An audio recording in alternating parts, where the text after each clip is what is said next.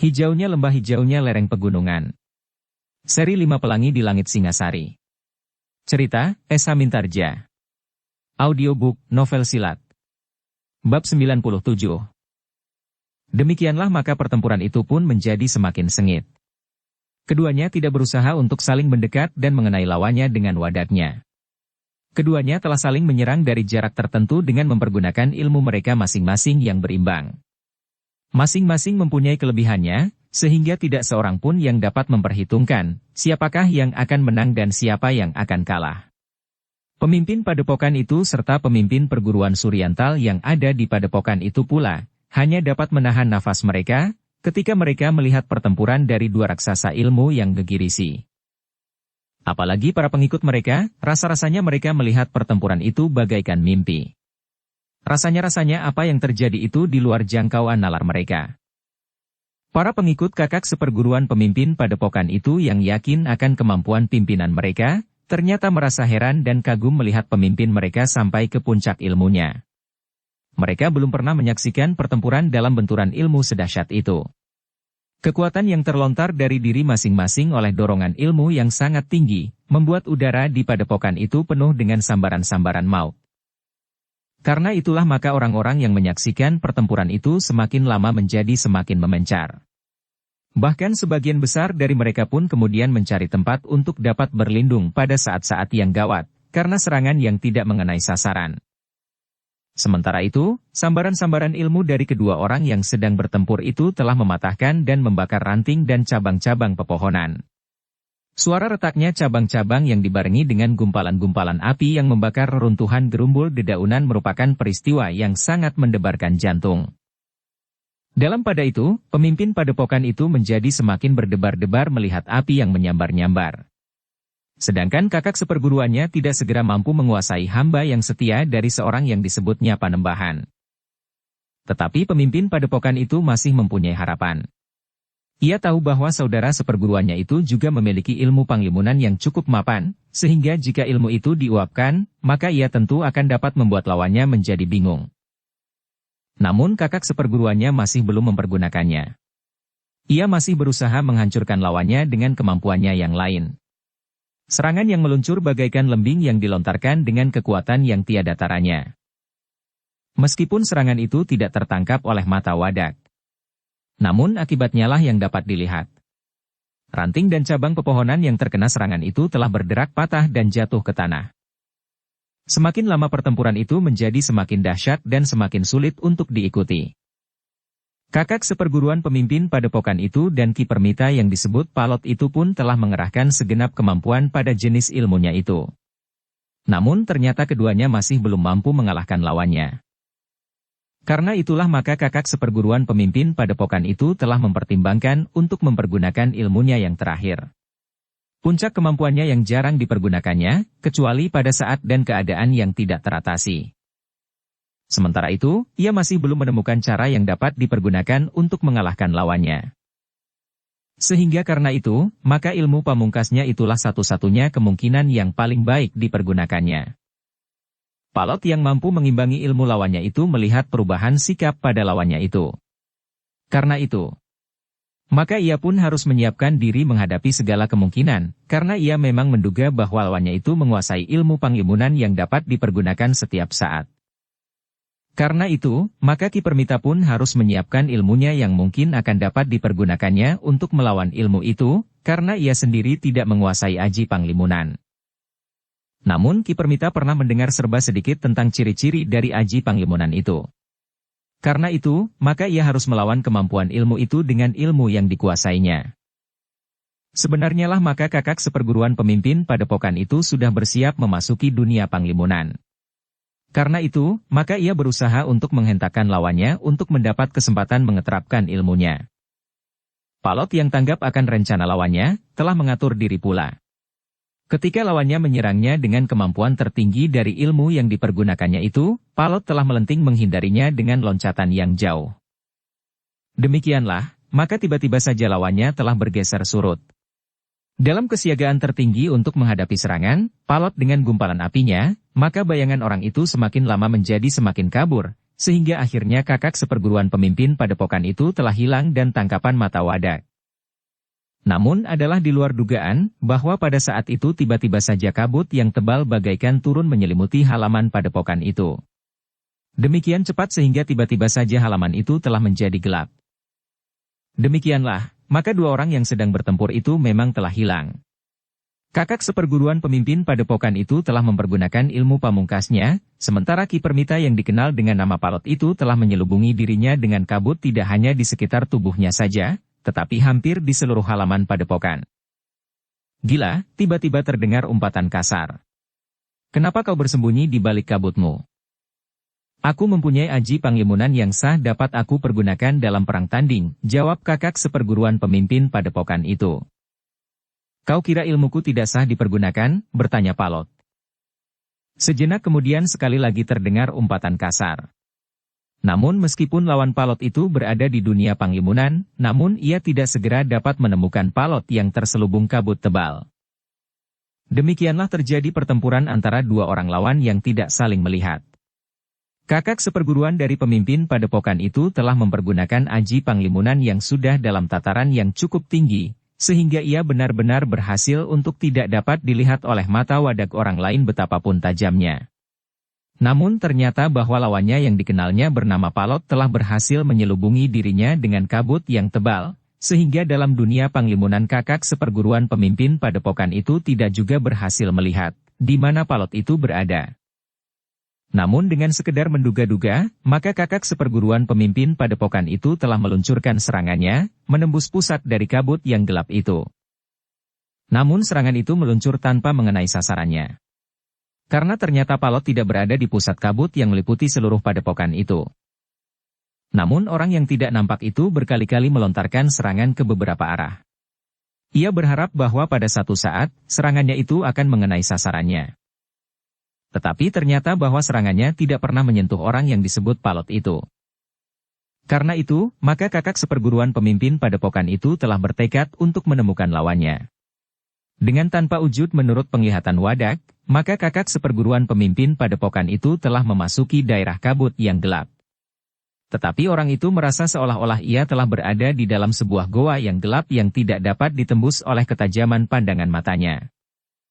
Namun tiba-tiba saja orang itu terkejut ketika ia mendengar suara bergulung-gulung. Nah, marilah. Kenapa kau berhenti menyerang?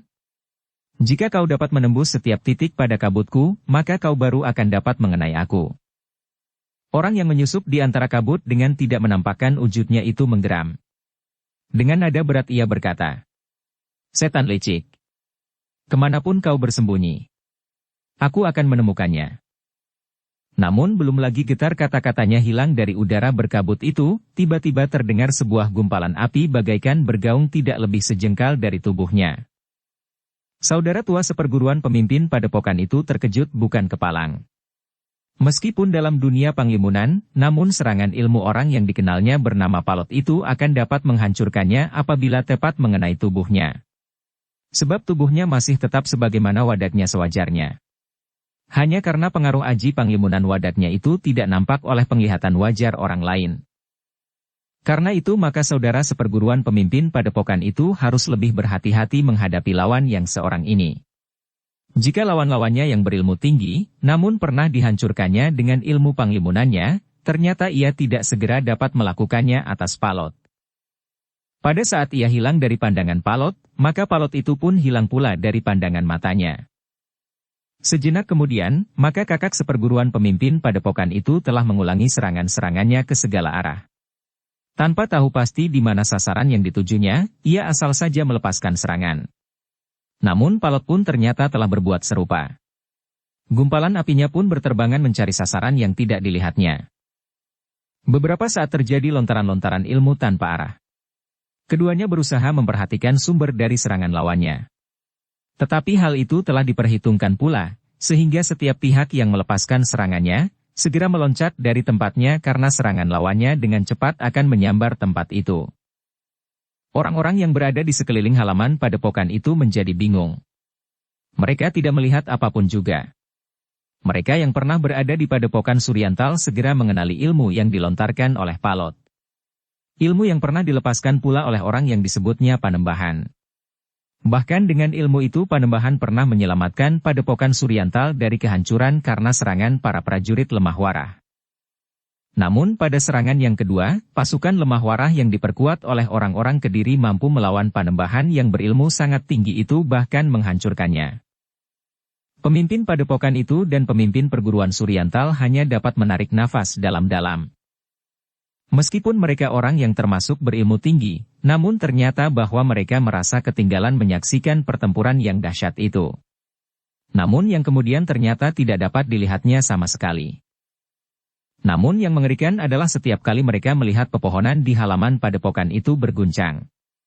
Ranting dan dahan berpatahan, sementara daun pun terbakar dan berguguran, seolah-olah di halaman Padepokan itu akan terjadi bencana yang maha dahsyat yang akan menghancurkan seluruh Padepokan itu. Ternyata Palot memiliki kemampuan sebagaimana Panembahan, berkata pemimpin perguruan Suryantal. Kita salah menilai orang itu, berkata pemimpin Padepokan itu. Kita menganggapnya tidak lebih dari seorang hamba yang setia tetapi dungu. Hamba yang dengan sombong menyampaikan perintah tuannya karena merasa tuannya itu berkuasa. Namun ternyata bahwa hamba yang setia itu sendiri memiliki kemampuan yang sama, atau setidak-tidaknya hampir sama dengan orang yang disebutnya Panembahan itu. Pemimpin Padepokan itu mengangguk-angguk. Kabut yang memencar itu benar-benar telah meliputi seluruh halaman Padepokan. Karena itu, maka mereka yang menyaksikan kedahsyatan pertempuran itu harus menebar lebih luas, dan bahkan sebagian di antara mereka telah naik ke atas dinding halaman. Sementara itu pertempuran yang dahsyat itu masih berlangsung meskipun tidak dapat diikuti dengan mata wadak. Tetapi kesan dan akibatnya sajalah yang nampak oleh mereka menggetarkan seluruh halaman. Semakin lama kedua belah pihak menjadi semakin gelisah. Mereka tidak segera dapat menyelesaikan pertempuran itu. Serangan-serangan mereka yang tidak terarah dengan baik tidak segera dapat mengenai sasaran, sehingga dengan demikian mereka telah banyak menghamburkan tenaga. Dengan demikian maka kakak seperguruan pemimpin Padepokan itu mulai mengurangi serangan-serangannya. Ia ingin memasuki lagi daerah berkabut itu dan mencarinya. Bukan ilmunya yang dilontarkannya ke segala arah. Tetapi ia sendiri akan mencarinya meskipun ada kemungkinan terkena serangan Palot juga dilontarkan tanpa arah dan sasaran, selain sekedar menduga-duga. Untuk beberapa saat kakak seperguruan pemimpin Padepokan itu berusaha. Namun ia tidak segera menemukannya meskipun ia sudah menjelajahi hampir seluruh bagian berkabut itu. Terutama di halaman karena dari halaman itulah serangan-serangan Palot dilontarkan. Tetapi semuanya gelap semata-mata.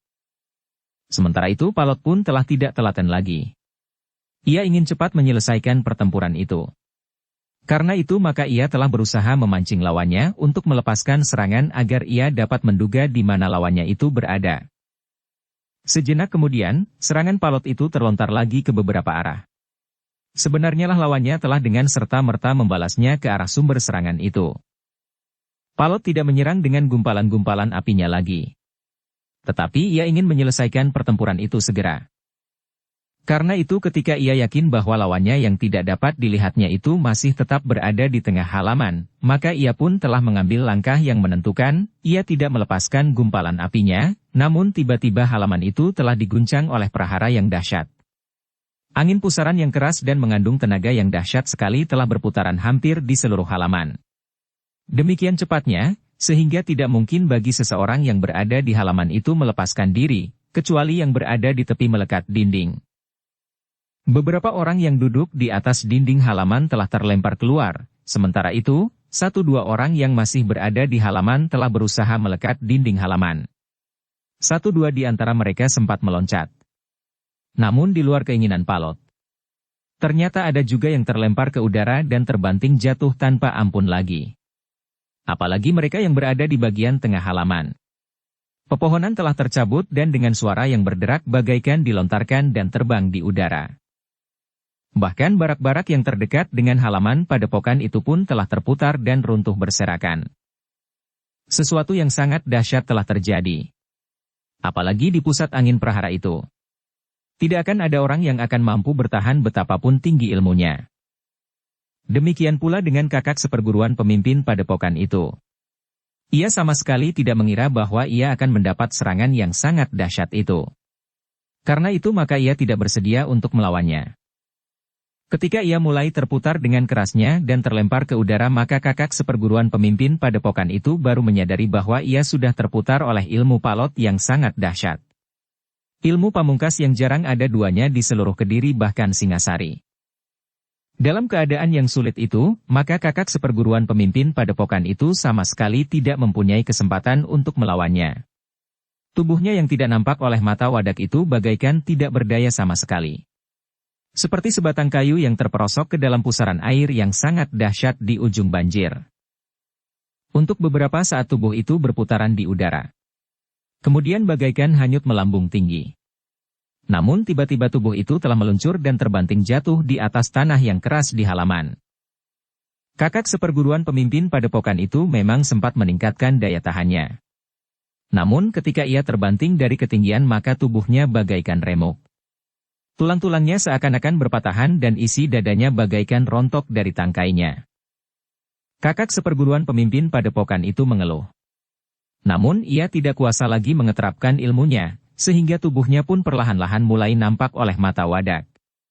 Sementara itu kabut pun mulai menipis dan hilang dihembus sisa-sisa angin yang masih berputar perlahan-lahan. Semua mata yang sempat menyaksikan terbelalak melihat keadaan halaman padepokan yang berserakan. Pepohonan tumbang, dan barak-barak pun bertebaran. Sementara itu ada 3 sosok tubuh yang terbaring diam.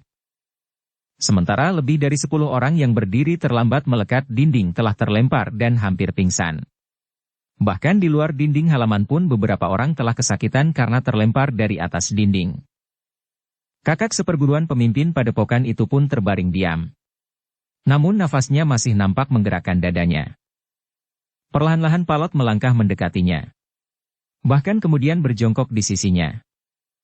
"Ternyata kau luar biasa," berkata orang yang sudah kehilangan hampir segenap tenaganya itu. "Aku terpaksa melakukannya," sahut Palot. "Aku mengaku kalah," desis lawannya sambil tersenyum. "Kau adalah orang terbesar sampai saat ini. Karena itu, kau harus bertindak sebagaimana dilakukan oleh Panembahan, melawan orang-orang Kediri." Tetapi Palot menjawab, "Ternyata bahwa orang-orang Kediri apalagi orang Singasari lebih besar dari Panembahan. Apalagi aku. Aku tidak akan mampu berbuat apa-apa." Tiba-tiba saja senyumnya lenyap dari bibirnya. Dengan nada dalam ia berkata, "Kau tidak boleh menjadi pengkhianat. Kau mampu melawan orang-orang Kediri." Palot termangu-mangu sejenak. Namun menghadapi orang yang sedang dalam kesulitan itu, Palot tidak sampai hati untuk menolak kata-katanya. Karena itu maka ia pun berkata, "Baiklah Kisanak. Barangkali aku memang memiliki sekedar ilmu untuk meneruskan perlawanan Panembahan terhadap orang-orang Kediri." Bagus, orang itu seakan-akan ingin bangkit. Namun ia pun kemudian terbaring lagi. Bahkan orang itu pun lelah terdiam untuk selama-lamanya. Palot menarik nafas dalam-dalam. Ia menunduk sejenak. Bagaimanapun juga orang itu pantas dihormati. Ilmunya bertimbun di dalam dirinya sehingga orang itu merupakan orang yang sangat disegani. Perlahan-lahan Palot itu pun bangkit berdiri. Diamatinya orang-orang yang berada di sekeliling halaman depan padepokan itu melekat dinding.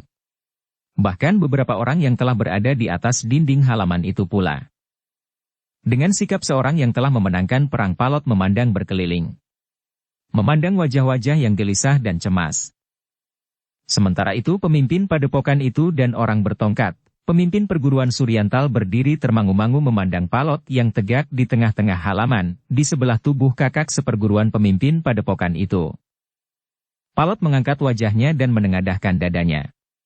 Ia benar-benar seorang pahlawan yang telah berhasil mengalahkan lawannya di arena perang tanding. Kemudian katanya kepada semua orang yang memandanginya itu, "Marilah. Siapa lagi yang akan menantang aku untuk berperang tanding? Atau jika tidak, siapakah yang masih akan menangkap aku? Marilah, majulah beramai-ramai. Aku akan menggilas kalian dengan angin praharaku. Bukan salahku jika di halaman ini akan berserakan mayat kalian yang dihancurkan oleh angin pusaran." Tidak seorang pun yang bergerak. Mata mereka yang memandang Palot itu memancarkan ketegangan yang sangat. Ketika Palot memandang kedua orang pemimpin tertinggi dari padepokan itu, ia pun telah berkata, "Marilah. Apakah kalian akan menuntut balas kematian saudaramu? Jantung pemimpin padepokan itu berdebaran. Tetapi peristiwa yang baru saja terjadi itu benar-benar telah mengguncangkan dadanya. Bagaimanapun juga ia tidak dapat mengingkari kenyataan bahwa saudara tua seperguruannya telah dikalahkan oleh hamba yang dianggapnya setia dan dungu itu. Bukan sekedar dikalahkan, tetapi sudah disaksikannya satu pertempuran yang sangat dahsyat.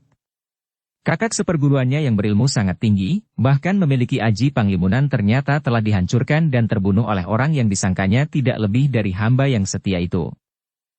Karena itu, untuk menanggapi tantangan itu ia harus berpikir 2-3 kali lagi.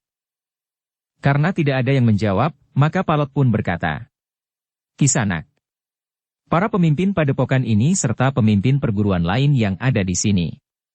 Sekali lagi aku memberikan tawaran aku lemah warah serta para pemimpin Kediri itu. Menyerahlah. Kalian akan aku bawa menghadap. Aku akan membawa kalian ke padepokan yang telah kalian tinggalkan itu. Namun jika aku telah kembali ke lemah warah, maka kita pun akan menyusul ke lemah warah, atau bahkan ke Kediri." Pemimpin padepokan itu termangu-mangu. Demikian pula orang bertongkat dari perguruan Suryantal itu. "Cepat, ambil keputusan atau aku akan menggulung seluruh padepokan ini dengan prahara.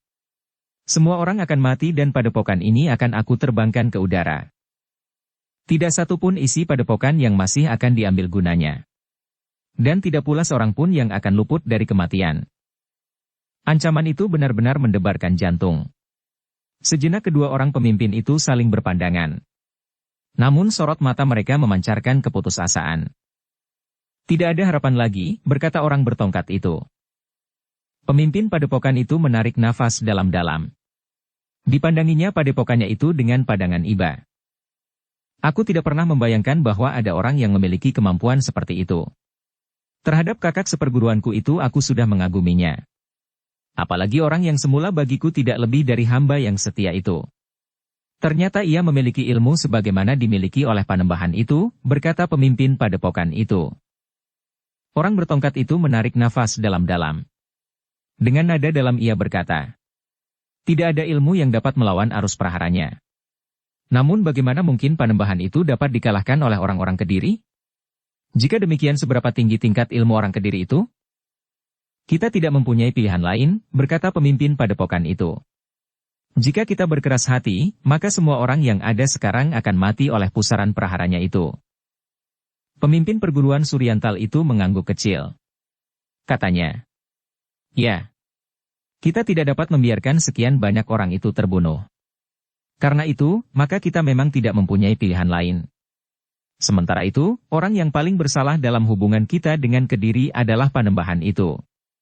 Ialah yang mengingini mahkota Kediri sebagai benda yang sangat berharga dan bertuah bagi usahanya merebut kekuasaan di Kediri." Pemimpin padepokan itu mengangguk-angguk. Suaranya merendah. "Memang tidak ada pilihan lain. Orang ini lebih dahsyat dari aku lemah warah atau kedua orang anak muda yang disebutnya sebagai kemanakannya itu." Pemimpin perguruan Suryantal itu menarik nafas dalam-dalam. Namun ia pun kemudian bergeser mendekati hamba yang setia itu, diikuti oleh pemimpin padepokan itu. "Aku menyerah," berkata pemimpin perguruan Suryantal itu. Palot menarik nafas dalam-dalam. Katanya, "Terima kasih atas kesediaanmu itu. Tetapi bagaimana dengan yang lain? Atau kedua orang anak muda yang disebutnya sebagai kemanakannya itu? Berapa tinggi tingkat ilmu orang Kediri itu?" "Aku tidak dapat berbuat lain," berkata pemimpin padepokan itu. "Aku tidak ingin para pengikutku di padepokan ini mati seperti tebasan ilalang, tanpa hitungan." Palot mengangguk-angguk. Katanya, "Baiklah. Aku tahu bahwa kalian memang akan menyerah. Dengan demikian maka tugas yang dibebankan kepadaku telah dapat aku selesaikan." "Lalu apa yang harus kami lakukan?" bertanya pemimpin perguruan Suryantal itu. "Kita akan menghadap aku lemah warah," berkata Palot. "Mudah-mudahan ia bersama pasukannya masih berada di padepokan yang pernah kita tinggalkan itu." "Apakah kita seisi padepokan ini harus pergi padepokan itu?" bertanya pemimpin padepokan itu. Palot menggelengkan kepalanya. Katanya, "Tidak. Aku tidak akan membawa semuanya bersamaku. Tetapi orang-orang tertentu sajalah yang akan pergi ke padepokan itu bersamaku." Pemimpin padepokan itu mengangguk-angguk. Lalu katanya, Baiklah. Siapakah di antara kita yang harus pergi? Palot termangu-mangu sejenak. Namun kemudian katanya. Tentu kalian berdua. Aku berharap bahwa sepeninggal kalian, akan terjadi perubahan di padepokan ini. Kecuali jika para pengikut kalian memang sudah jemuh hidup dengan tenang. Kedua pemimpin itu termangu-mangu sejenak. Sementara itu pemimpin perguruan Suryantal itu bertanya. Jadi, kalian biarkan para pengikut kami bebas? Tidak, jawab Palot. Tetapi aku tidak akan membawa mereka. Mungkin aku akan mengalami kesulitan di perjalanan. Aku hanya akan membawa kalian berdua saja. Namun kalian harus mampu mengendalikan dengan pesan dan perintah, bahwa para pengikutmu tidak akan berbuat sesuatu yang dapat mengeruhkan suasana. Karena, jika terjadi demikian maka akan terjadi tindak kekerasan lagi atas padepokan ini. Kedua pemimpin perguruan itu saling berpandangan sejenak. Namun kemudian pemimpin perguruan Suryantal itu berkata, terima kasih. Biarlah orang-orang kami tetap berada di padepokan dengan cara hidup yang baru. Percaya atau tidak, sebenarnya kami bukan sejenis perampok ternak yang sering mengganggu orang-orang pedukuhan. Orang yang disebut Palot itu mengangguk kecil. Katanya, aku mengerti. Tetapi segala kemungkinan dapat terjadi. Pemimpin perguruan Suryantal itu menarik nafas dalam-dalam. Ia pun mengerti maksud Palot. Dalam kesulitan maka orang-orang yang memiliki kekuatan kadang-kadang lupa diri. Dan hal itu memang sudah terjadi. Karena itu, maka katanya, baiklah. Aku akan berpesan, agar orang-orangku dan isi padepokan ini berusaha untuk berbuat sebaik-baiknya agar mereka tidak digilas sekali lagi dengan kekerasan. Baiklah, berkata Palot. Lakukanlah. Kalian masih mempunyai kesempatan untuk membenahi padepokan ini. Menyelenggarakan kawan-kawan kalian yang terbunuh, sengaja atau tidak aku sengaja. Kedua pemimpin perguruan yang ada di padepokan itu mengangguk kecil. Ternyata sikap Palot cukup lunak sehingga kesan mereka terhadap orang itu ternyata telah terguncang-guncang. Mula-mula mereka menganggap orang itu tidak lebih dari seorang hamba yang mencari perlindungan. Kemudian mereka menghadapi satu kenyataan bahwa orang itu memiliki ilmu yang sangat tinggi. Namun akhirnya mereka menyadari bahwa orang yang berilmu tinggi itu bukan orang yang kasar dan keras sebagaimana mereka juga sebelumnya. Dengan demikian maka kedua orang pemimpin yang akan ikut bersama Palot ke padepokan yang telah mereka tinggalkan dan menyerahkan diri itu, masih mempunyai kesempatan untuk berbuat sesuatu atas padepokannya. Ternyata Palot seakan-akan sama sekali tidak menaruh curiga bahwa kedua orang pemimpin itu akan berbuat curang dan licik. Karena itu, maka ia sama sekali tidak berusaha untuk membatasi tingkah laku kedua pemimpin itu. Bahkan sekali lagi berpesan. Kalian harus mempergunakan sisa-sisa wibawa kalian dan pengaruh kalian untuk mengarahkan hidup mereka untuk selanjutnya. Demikianlah seperti yang dipesankan oleh Palot, maka kedua orang pemimpin itu telah berbuat sebagaimana dikehendaki. Mula-mula mereka mengatur orang-orangnya untuk menyelenggarakan kawan-kawan mereka dan kakak seperguruan pemimpin padepokan itu yang terbunuh di pertempuran itu. Kemudian kedua orang itu telah mengumpulkan para pengikutnya yang tersisa, serta para pengikut kakak seperguruan pemimpin padepokan itu. Dengan penuh kesungguhan mereka memberikan pesan bagi kehidupan para penghuni padepokan itu untuk selanjutnya. Sementara itu, kedua orang itu menganjurkan agar para pengikut kakak seperguruan pemimpin padepokan itu tetap tinggal untuk sementara. Di Lemahwarah atau di Kediri, kami tentu mendapat perintah bagi kalian. Karena itu, kalian sebaiknya tetap tinggal saja di sini. Agar tidak timbul salah paham di kemudian hari, sehingga dapat memancing tindakan-tindakan yang seharusnya tidak perlu dilakukan. Pesan itu memang terasa asing di telinga para penghuni padepokan itu. Mereka yang sebelumnya selalu ditempa dengan sifat-sifat kejantanan, tiba-tiba mereka harus menghadapi satu kenyataan, bahwa mereka tidak dapat berbuat sesuatu hanya menghadapi satu orang saja. Bahkan mereka harus menyerah bukan saja di hadapannya, sepeninggal orang itu, seisi padepokan masih harus melakukan sebagaimana dikehendakinya. Apa artinya tindakan kekerasan bagi mereka, jika mereka tetap pada sikap dan pendirian mereka sebelumnya? Tetapi ternyata bahwa para pemimpin mereka telah memerintahkan mereka untuk mengekang diri dan menjadi jinak. Namun mereka memang tidak dapat ingkar dari kekalahan yang berturut-turut mereka alami. Bahkan di padepokan itu mereka tidak akan mampu melawan lawan yang hanya seorang tetapi mampu menggerakkan prahara yang sangat dahsyat. Apalagi mereka menyadari bahwa di belakang orang itu terdapat kekuatan yang tidak akan dapat dilawan dengan cara apapun juga. Demikianlah, maka para penghuni padepokan itu tidak dapat berbuat lain daripada menyatakan kesediaan mereka. Seorang di antara mereka yang dianggap paling tua bukan saja umurnya, tetapi juga kemampuannya telah ditunjuk untuk memimpin kawan-kawan mereka di padepokan itu, siapapun mereka dan dari perguruan yang manapun. Masih banyak jalan yang dapat kalian tempuh, berkata pemimpin padepokan itu. Masih ada hutan yang dapat kalian tebang untuk memperluas tanah persawahan. Dengan kerja kalian akan dapat memenuhi kebutuhan mereka sewajarnya. Selanjutnya kalian dapat menunggu. Seandainya aku tidak lagi kembali ke padepokan ini, maka tentu ada perintah dari Kediri apa yang harus kalian lakukan. Demikianlah, maka kedua orang pemimpin padepokan itu telah ikut bersama Ki Permita yang dikenalnya bernama Palot. Mereka tidak langsung pergi ke Pakuan Lemah Warah. Tetapi mereka akan pergi ke padepokan yang telah dikalahkan oleh Lemah Warah bersama senapati dari Kediri itu. Ki Permita berharap bahwa aku Lemah Warah atau yang ditugaskannya masih berada di padepokan itu. Sepanjang perjalanan Ki Permita menuju ke padepokan itu, maka sepanjang itu pula perjalanan mereka kembali ke padepokan orang-orang Suryantal. Tetapi ternyata bahwa aku Lemah Warah telah kembali ke Pakuan. Namun padepokan itu ternyata tidak menjadi kosong. Orang-orang yang menyerah dan tertangkap, ternyata oleh aku Lemah Warah telah dibiarkan tinggal di padepokan itu. Ki Permita yang datang bersama pemimpin perguruan Suryantal dan seorang pemimpin dari padepokan yang telah mereka tinggalkan itu, telah diterima dengan baik oleh orang yang diserahi untuk sementara memimpin padepokan Suryantal itu.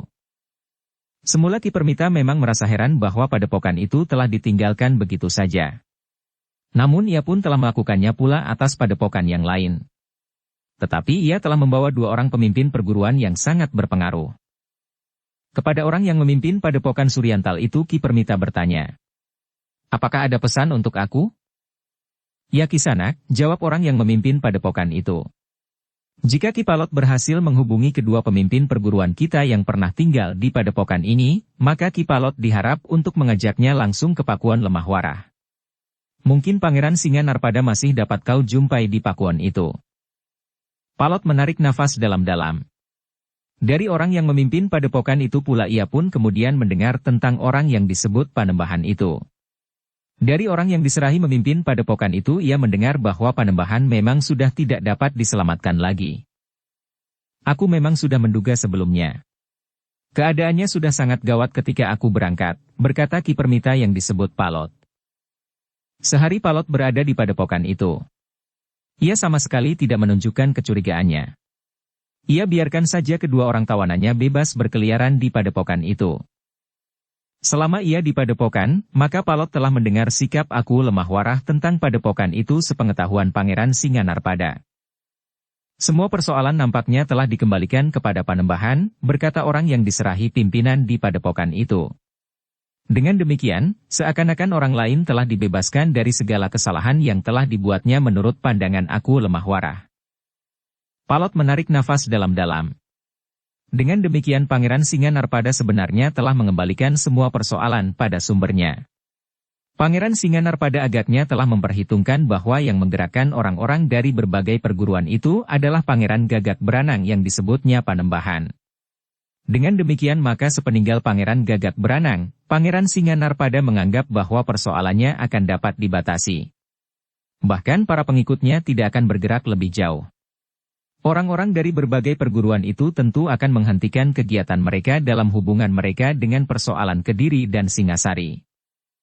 Karena itu, maka Pangeran Singanarpada telah mengambil kebijaksanaan untuk membiarkan saja orang-orang yang masih tersisa di padepokan itu. Namun dengan demikian Ki Permita pun merasa bahwa langkah yang telah dilakukannya pun merupakan langkah yang benar. Demikianlah, ternyata yang semalam itu tidak terjadi sesuatu. Meskipun Palot pun tidak lepas dari sikap berhati-hati. Kedua orang pemimpin perguruan yang menjadi tawanannya itu sama sekali tidak diawasinya. Seandainya mereka berniat untuk melarikan diri, maka agaknya hal itu dapat dilakukannya. Namun kedua orang itu harus memperhitungkan kemungkinan yang sangat buruk yang dapat terjadi di padepokan itu dan padepokan yang ditinggalkan. Orang yang disebut Palot itu dalam kemarahannya akan mampu membunuh korban yang tidak terhitung jumlahnya meskipun ia hanya sendiri. Pagi-pagi Palot sudah bersiap. Demikian pula kedua orang tawanannya. Mereka akan segera pergi ke Pakuan Lemah Warah untuk menghadap. Di perjalanan tidak ada kesan bahwa kedua orang itu adalah tawanan Ki Permita. Mereka berjalan beriringan sebagaimana tiga orang yang bersama-sama menempuh perjalanan. Namun dalam pada itu tiba-tiba saja orang bertongkat dari perguruan Suryantal itu pun bertanya. Apakah kau kenal dengan tiga orang anak muda yang diaku kemanakan aku Lemah Warah itu? Palot mengerutkan keningnya. Namun kemudian ia menggeleng. Kenal benar tidak? Kenapa? Pemimpin perguruan Suryantal itu menjawab. Mereka tertarik kepada batu di pinggir hutan yang berwarna kehijau-hijauan itu. Nampaknya mereka memiliki pengetahuan tentang batu-batuan. Mereka mengaku pedagang batu akik dan wesi aji. Mungkin mereka memang memiliki pengetahuan itu, berkata Ki Permita. Tetapi aku kurang mendalaminya. Orang bertongkat itu mengangguk-angguk. Sebenarnya lah baginya batu itu memang sangat berharga. Tetapi ia tidak dapat mengatakannya kepada Palot. Tetapi ia berkata di dalam hatinya. Jika ada kesempatan di kemudian hari, aku akan mengambilnya. Tetapi ia berkata selanjutnya. Namun agaknya anak-anak muda itu tentu akan mengambilnya lebih dahulu. Batu itu tentu sangat berharga jika jatuh ke tangan orang yang benar-benar mampu menggosoknya. Batu itu akan dipecah menjadi berkeping-keping. Setiap keping akan dapat digosok menjadi puluhan batu yang berharga mahal. Bahkan pecahan-pecahannya yang berserakan pun akan dapat digosok menjadi batu akik yang berharga. Namun akhirnya orang itu menarik nafas dalam-dalam. Agaknya ia memang harus melupakannya. Ia harus puas pada segumpal yang telah dipasangnya di tongkatnya itu. Demikianlah, seperti tiga orang pengembara, mereka memasuki Pakuan Lemah Warah. Mereka memasuki gerbang kota dan langsung menuju ke Istana Aku yang terletak di pusat kota yang tidak terlalu luas. Para pengawal di regol halaman memang bertanya dengan cermat, siapakah mereka? Namun akhirnya Palot berhasil meyakinkan bahwa mereka memang dipanggil oleh Aku menghadap. Kalian menunggu di gardu pengawal, berkata pemimpin pengawal. Kehadiran kalian akan dilaporkan. Seorang pengawal pun kemudian telah menyampaikan kehadirannya seorang yang bernama Palot kepada seorang pelayan dalam, agar disampaikan kepada Aku Lemah Warah. Namanya Palot yang juga disebut Permita, berkata pengawal itu. Oh, Aku Lemah Warah pun kemudian telah turun sendiri ke halaman depan untuk menyongsong orang yang bernama Permita dan disebut Palot itu. Marilah, berkata Aku Lemah Warah ketika ia melihat Ki Permita di depan gardu bersama dua orang yang harus ditangkapnya. Aku Lemah Warah tidak perlu bertanya lagi. Ia pun segera mengerti bahwa Ki Permita telah berhasil dengan tugasnya, menangkap atau membujuk kedua orang itu untuk menyerah. Demikianlah, maka Ki Permita dan kedua orang yang datang bersamanya itu telah dipersilahkan masuk ke ruang dalam. Baru setelah mereka duduk, maka Aku Lemah Warah itu telah memanggil Pangeran Singanarpada dan Mahendra. Bahkan juga Mahisa Murti, Mahisa Pukat dan Mahisa Ura yang ternyata masih berada di pakuan itu pula. Sejenak kemudian, maka orang-orang yang masih berada di pakuan itu pun telah duduk pula bersama Ki Permita dan kedua orang pemimpin perguruan yang menyerah itu. Sementara itu, maka Ki Permita pun telah menyatakan bahwa kedua orang pemimpin perguruan itu memang sudah menyerah. Syukurlah, berkata Pangeran Singanarpada. Dengan demikian kalian telah bertindak bijaksana. Kalian ternyata termasuk pemimpin yang bertanggung jawab, sehingga kalian tidak ingin melihat korban berjatuhan lebih banyak lagi. Kami memang tidak mempunyai harapan lagi, berkata pemimpin perguruan Suryantal yang bertongkat itu. Karena itu, maka kami telah memilih jalan yang kami anggap terbaik ini. Menyerah. Itulah yang aku maksudkan, sahut Pangeran Singanarpada. Dengan demikian kalian sudah membantu penyelesaian yang lebih baik daripada saling menghancurkan. Kedua orang tawanan itu menarik nafas dalam-dalam. Pemimpin padepokan itu pun kemudian berkata, ternyata sikap Palot dan Pangeran tidak berbeda. Tetapi kenapa Palot dan Pangeran telah membiarkan para pengikut kami tetap berada di padepokan? Mungkin orang-orang yang aku tinggalkan pernah mengatakan kepada kalian, apa sebabnya? Jawab Pangeran Singanarpada. Ya. Kalian membebankan semua kesalahan kepada Panembahan, karena itu, maka yang lain bagi kalian dapat dianggap tidak bersalah lagi, berkata pemimpin padepokan yang telah mereka tinggalkan itu. Bukan begitu, berkata Pangeran Singanarpada. Tetapi kami sudah tahu pasti, apa yang telah terjadi dan siapakah sumber dari segala peristiwa itu. Nah, apakah dugaanku salah, bahwa kesalahan utama ada pada Panembahan itu? Kedua orang pemimpin perguruan itu mengangguk-angguk. Meskipun mereka tidak mengharap bebas sama sekali dari hukuman yang mungkin akan dijatuhkan oleh Kediri atau Lemah Warah, namun rasa-rasanya kesalahan mereka tidak lagi menentukan. Sebenarnya lah maka Pangeran Singanarpada pun berkata, meskipun demikian, kami tidak dapat membebaskan kalian dari tuntutan. Kalian adalah para pemimpin yang bertanggung jawab sebuah perguruan. Keterlibatan perguruan kalian tergantung kepada kalian. Kedua orang itu menarik nafas dalam-dalam. Namun sementara itu Pangeran Singanarpada pun berkata, tetapi seperti yang aku katakan, letak kesalahan utama dari segala peristiwa yang telah terjadi tentu pada Panembahan. Tetapi apakah kalian mengenal siapakah orang yang disebutnya Panembahan itu? Kedua orang pemimpin perguruan itu menggeleng.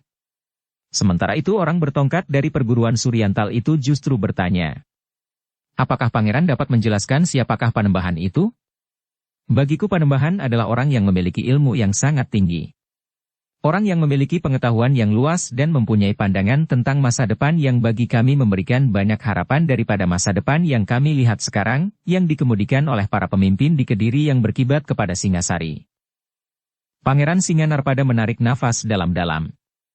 Katanya, orang itu memang orang yang luar biasa. Ia memiliki ilmu yang tidak ada bandingnya.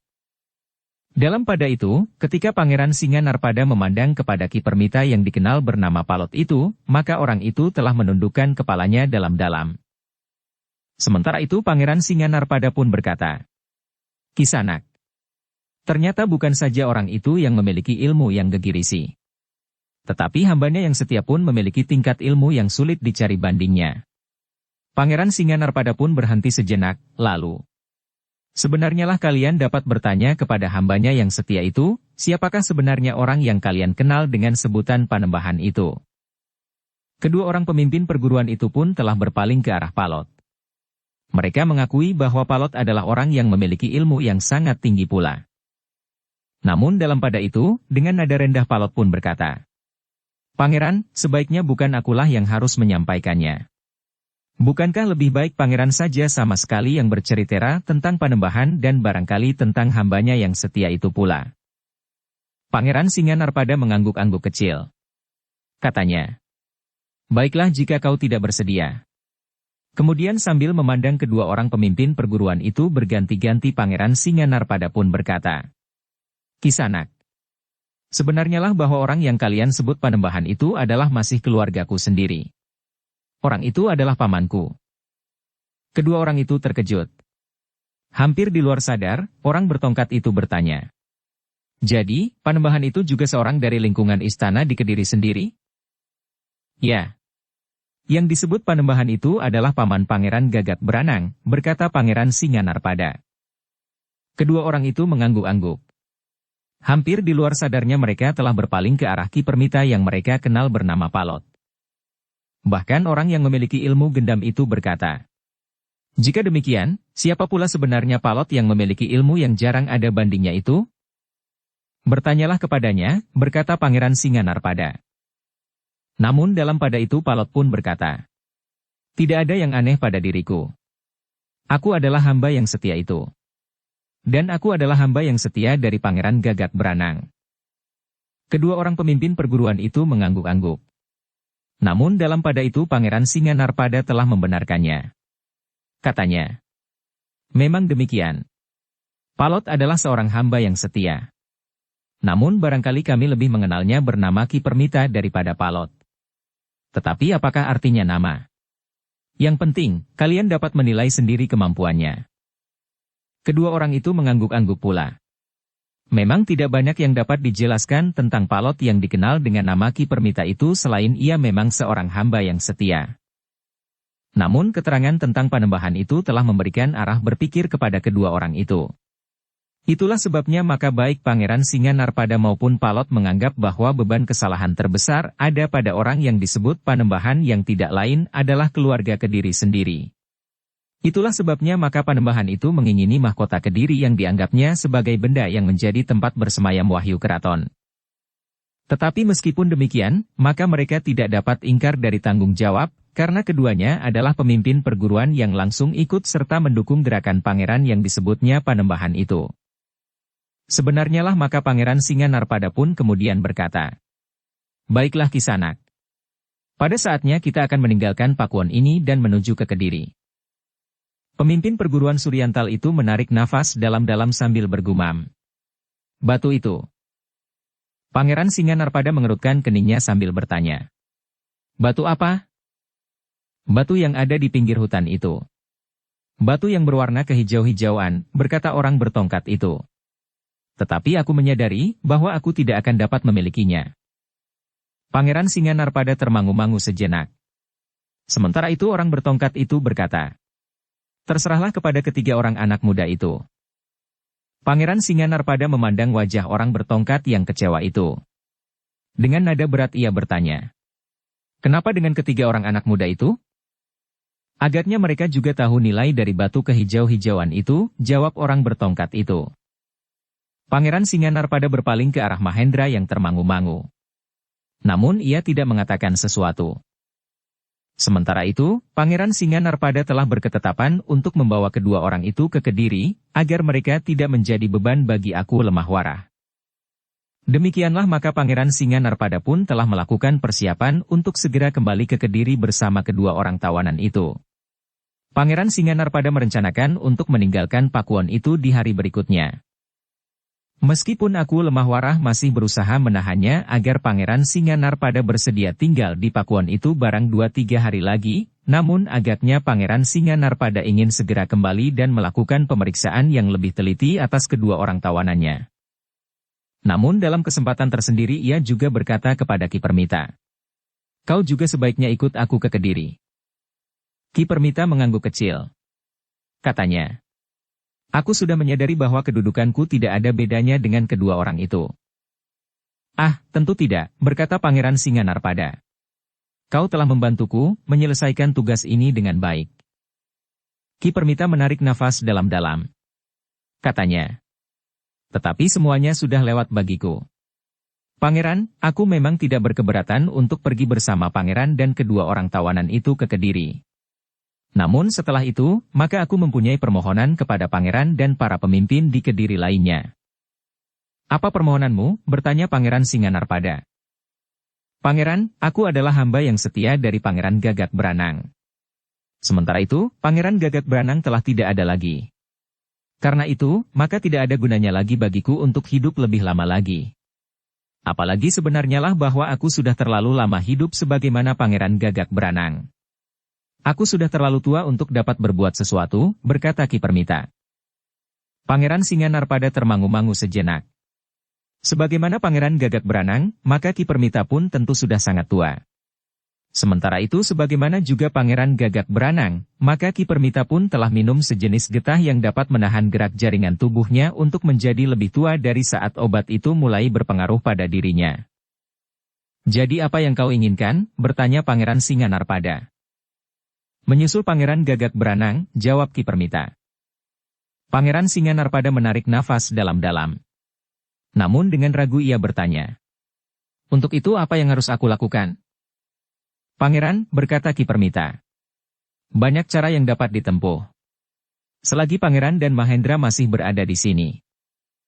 "Maksudmu?" bertanya Pangeran Singanarpada. "Pangeran dapat melakukannya dengan cara yang sama sebagaimana Pangeran lakukan atas Pangeran Gagak Branang," jawab Ki Permita. "Membunuhmu dengan benturan ilmu atau dengan benang lawe itu?" bertanya Pangeran Singanarpada. "Pangeran tidak perlu menggunakan lawe itu terhadap diriku. Aku tidak memiliki ilmu sebagaimana dimiliki oleh Pangeran Gagak Branang di dalam hal seperti itu. Karena itu, maka jika terjadi benturan ilmu itu, maka aku akan langsung mati," jawab Ki Permita. Tetapi Pangeran Singanarpada menggeleng. Katanya, Itu merupakan satu pembunuhan, berkata Pangeran Singanarpada. Sementara itu bagaimana mungkin aku dapat ikut bersama kami ke Kediri jika kau mati di sini? Pangeran, jawab Ki Permita. Sudah aku katakan, bahwa aku akan ikut bersama Pangeran ke Kediri. Kemudian Pangeran dapat melakukannya. Pangeran Singanarpada menarik nafas dalam-dalam.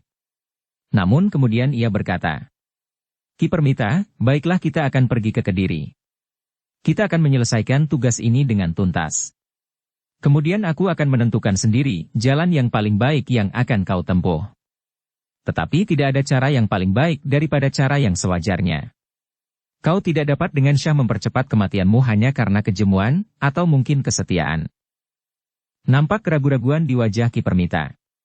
Sekilas ia memandang kedua tangannya dengan jari-jari yang mengembang. Ki Permita, berkata Pangeran Singanarpada. Tidak ada cara untuk menunda dan mempercepat kematian yang syah di hadapan Yang Maha Agung. Semua akan berjalan sebagaimana seharusnya. Pangeran Gagak Branang pun telah kembali ke asalnya sebagaimana harus berlaku. Seandainya ia tidak mempergunakan ilmu apapun juga, maka umurnya memang akan cukup panjang sebagaimana terjadi atas dirinya. Pangeran Gagak Branang memang dapat hidup lebih dari 100 tahun. Tetapi ia bukan orang satu-satunya. Aku mengenal seorang petani yang tidak pernah memiliki ilmu apapun juga yang dapat hidup sampai 100 tahun pula. Bahkan masih mampu memilih gabah di antara beras yang akan ditanaknya. Ki Permita menarik nafas dalam-dalam. Katanya, aku mengerti Pangeran. Umur yang terlalu panjang memang dapat menjemukan bagi beberapa orang termasuk aku. Tetapi tentu orang yang tidak tahu diri di hadapan Yang Maha Agung itu. Mudah-mudahan kau tidak dicengkam oleh kejemuan itu, berkata Pangeran Singanarpada. Meskipun getah itu dapat menghambat pertumbuhan jaringan tubuhmu, tetapi tidak akan dapat menjerat nyawamu untuk tetap berada di dalam tubuhmu itu. Tetapi kau harus tabah, sehingga saat yang wajar itu datang. Ki Permita menarik nafas dalam-dalam.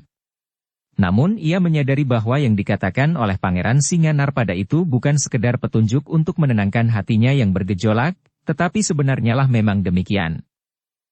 Pangeran Singanarpada mengangguk-angguk. Katanya, baiklah. Aku yakin bahwa hatimu tidak selemah itu sehingga kau menyerahkan dirimu pada keputusasaan dan memasuki jalan pintas yang terkutuk itu. Ki Permita tidak menjawab. Hanya kepalanya sajalah yang mengangguk-angguk kecil. Bagus, berkata Pangeran Singanarpada. Besok kita akan kembali ke Kediri. Kita akan membawa 2 orang tawanan kita bersama-sama dengan kita. Kita tidak perlu mempersulit tugas aku lemah warah ini dengan kedua orang tawanan yang berilmu tinggi itu. Ki Permita hanya mengangguk-angguk saja tanpa menjawab. Dalam pada itu, Pangeran Singanarpada tidak lagi menaruh curiga kepada Ki Permita. Ia adalah seorang yang setia kepada sikapnya, sebagaimana telah dibuktikannya ketika ia mengabdi kepada Pangeran Gagak Branang. Orang yang memiliki kesetiaan seperti Ki Permita itu tidak akan berkhianat. Jika ia sudah menyatakan kesediaannya, maka yang dikatakan itu akan dilakukannya. Tetapi jika ia mengatakan tidak maka apapun yang terjadi akan ditempuhnya. Seperti yang direncanakan, maka di hari berikutnya, maka Pangeran Singanarpada telah bersiap untuk kembali ke Kediri. Ternyata bahwa Mahendra pun telah ikut pula bersama mereka. Bahkan Mahisaura juga menyatakan diri untuk kembali ke Singasari. Bagaimana dengan kedua orang anak muda itu? Bertanya Pangeran Singanarpada. Mereka akan tinggal, berkata Mahendra. Pangeran Singanarpada menarik nafas dalam-dalam. Dengan nada rendah ia bertanya perlahan-lahan kepada Mahendra. Apakah ada hubungannya dengan batu yang disebut-sebut oleh orang bertongkat itu? Mahendra tersenyum. Katanya. Batu itu berada di pinggir hutan. Tidak ada yang memilikinya. Anak-anak itu menganggap batu itu memang menarik. Aku tidak tahu, apakah mereka merasa perlu untuk memilikinya. Tetapi sekali lagi aku tegaskan, batu itu terletak di pinggir hutan tanpa seorang pun yang memilikinya, sehingga jika kedua anak-anak itu mengambilnya ia tidak merugikan siapapun juga. Agaknya orang-orang di sekitarnya tidak menganggap penting atas batu itu. Mereka mungkin tidak tahu bahwa batu itu adalah batu yang berharga meskipun bukan yang terbaik, desis Pangeran Singanarpada. Mahendra mengangguk-angguk. Katanya, Dengan demikian mereka tidak merasa kehilangan jika batu itu dimiliki oleh siapapun juga. Pangeran Singanarpada mengangguk-angguk. Tetapi ia tidak mempersoalkannya lagi. Demikianlah, maka sebuah iring-iringan kecil telah meninggalkan Pakuan Lemah Warah. Mereka tidak lagi berjalan kaki. Tetapi mereka telah mendapat kuda dari Aku Lemah Warah, agar perjalanan mereka menjadi agak cepat. Seperti yang dikatakan, maka Mahisa Murti dan Mahisa Pukat tidak ikut bersama mereka. Tetapi keduanya akan tetap tinggal di Pakuan Lemah Warah. Mahendra tidak memaksa mereka untuk kembali. Keduanya menurut pendapatnya telah cukup dewasa. Ilmu mereka pun telah cukup sebagai bekal pengembaraan mereka yang masih akan mereka lakukan. Di perjalanan kembali Pangeran Singanarpada telah berkata kepada Mahendra. Anak-anak itu telah memberikan bantuan terbaik kepada Kediri. Sebenarnya aku ingin mengajak mereka kembali ke Kediri karena bagiku mereka akan dapat memberikan arti yang lebih besar lagi bagi Kediri. Tetapi aku tidak ingin mengecewakan mereka. Aku harap bahwa setelah pengembaraannya selesai, anak-anak itu bersedia kembali ke Kediri. Mahendra mengangguk. Katanya, aku akan mengatakannya kelak jika mereka kembali. Terima kasih, jawab Pangeran Singanarpada. Kemudian katanya seolah-olah kepada diri sendiri. Mudah-mudahan mereka bersedia. Mahendra tidak menjawab, meskipun ia tersenyum sambil mengangguk-angguk.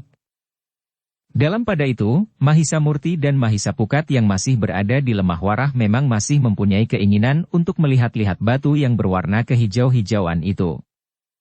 Namun dalam pada itu, Aku Lemah Warah telah memperingatkan kepada mereka.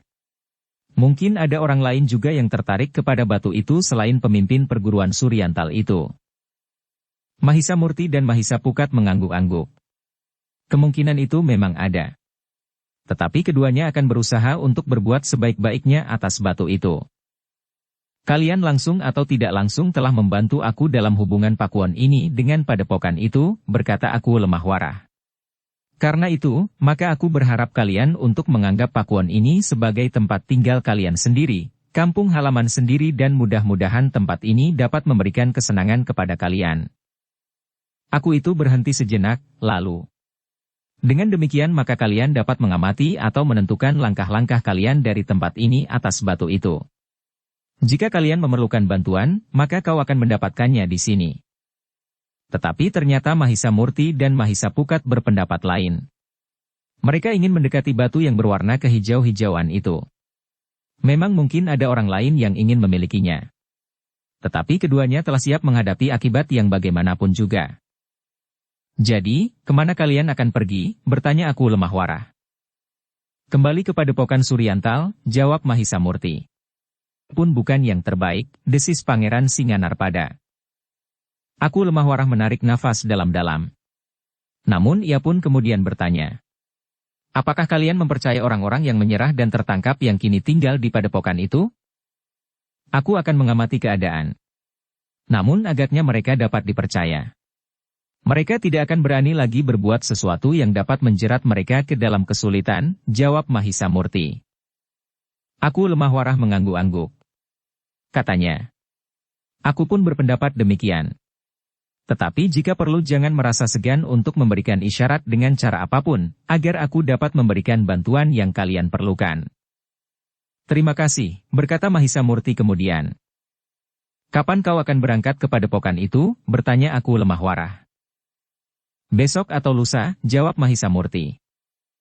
Aku Lemah Warah mengangguk-angguk pula. Katanya. Kalian harus mempersiapkan diri lahir dan batin. Satu pengembaraan yang mengasyikkan, berkata Mahisa Pukat. Kami akan mengulangi peristiwa-peristiwa yang telah pernah kami alami di sekitar batu itu. Mungkin dengan pelaku yang lain. Aku Lemah Warah menarik nafas dalam-dalam. Agaknya anak-anak muda itu masih saja dipanasi oleh gejolak darahnya yang hangat.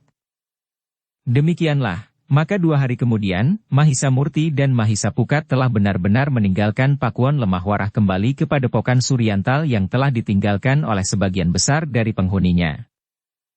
Perjalanan kembali itu bukan merupakan perjalanan yang sulit bagi Mahisa Murti dan Mahisa Pukat. Sebagai pengembara yang berpengalaman, maka keduanya segera dapat menelusuri kembali jalan yang telah mereka tempuh sebelumnya. Ketika mereka sampai di sebuah padukuhan menjelang padepokan Suryantal, maka keduanya ternyata telah memilih jalan lain. Mereka tidak langsung menuju ke padepokan itu, tetapi mereka akan menuju ke tepi sebuah hutan, untuk melihat apakah batu itu masih tetap berada di tempatnya. Bagi keduanya tempat bermalam bukan merupakan persoalan yang rumit. Mereka dapat tidur di mana saja dalam keadaan yang bagaimanapun juga. Namun mereka memang tidak ingin melihat batu itu di malam hari. Karena itu, maka mereka telah mendekati batu itu di siang hari. Seperti yang pernah mereka lakukan sebelumnya, mereka telah mengamati batu yang berkilau karena pantulan cahaya matahari. Meskipun tidak menyilaukan, namun pantulan itu memang menarik perhatian.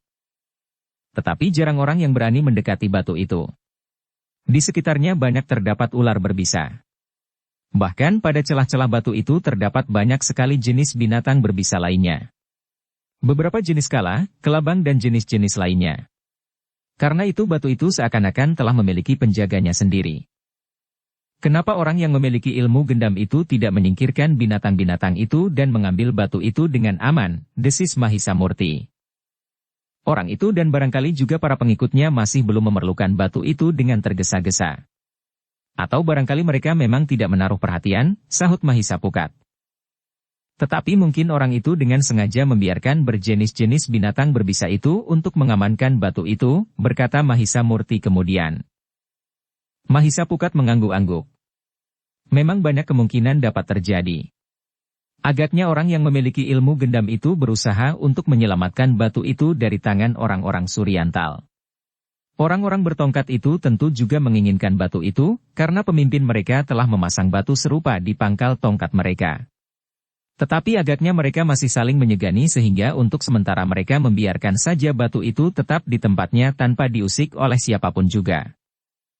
Untuk beberapa lama keduanya masih saja mengamati batu itu, seakan-akan mereka belum pernah melihat sebelumnya.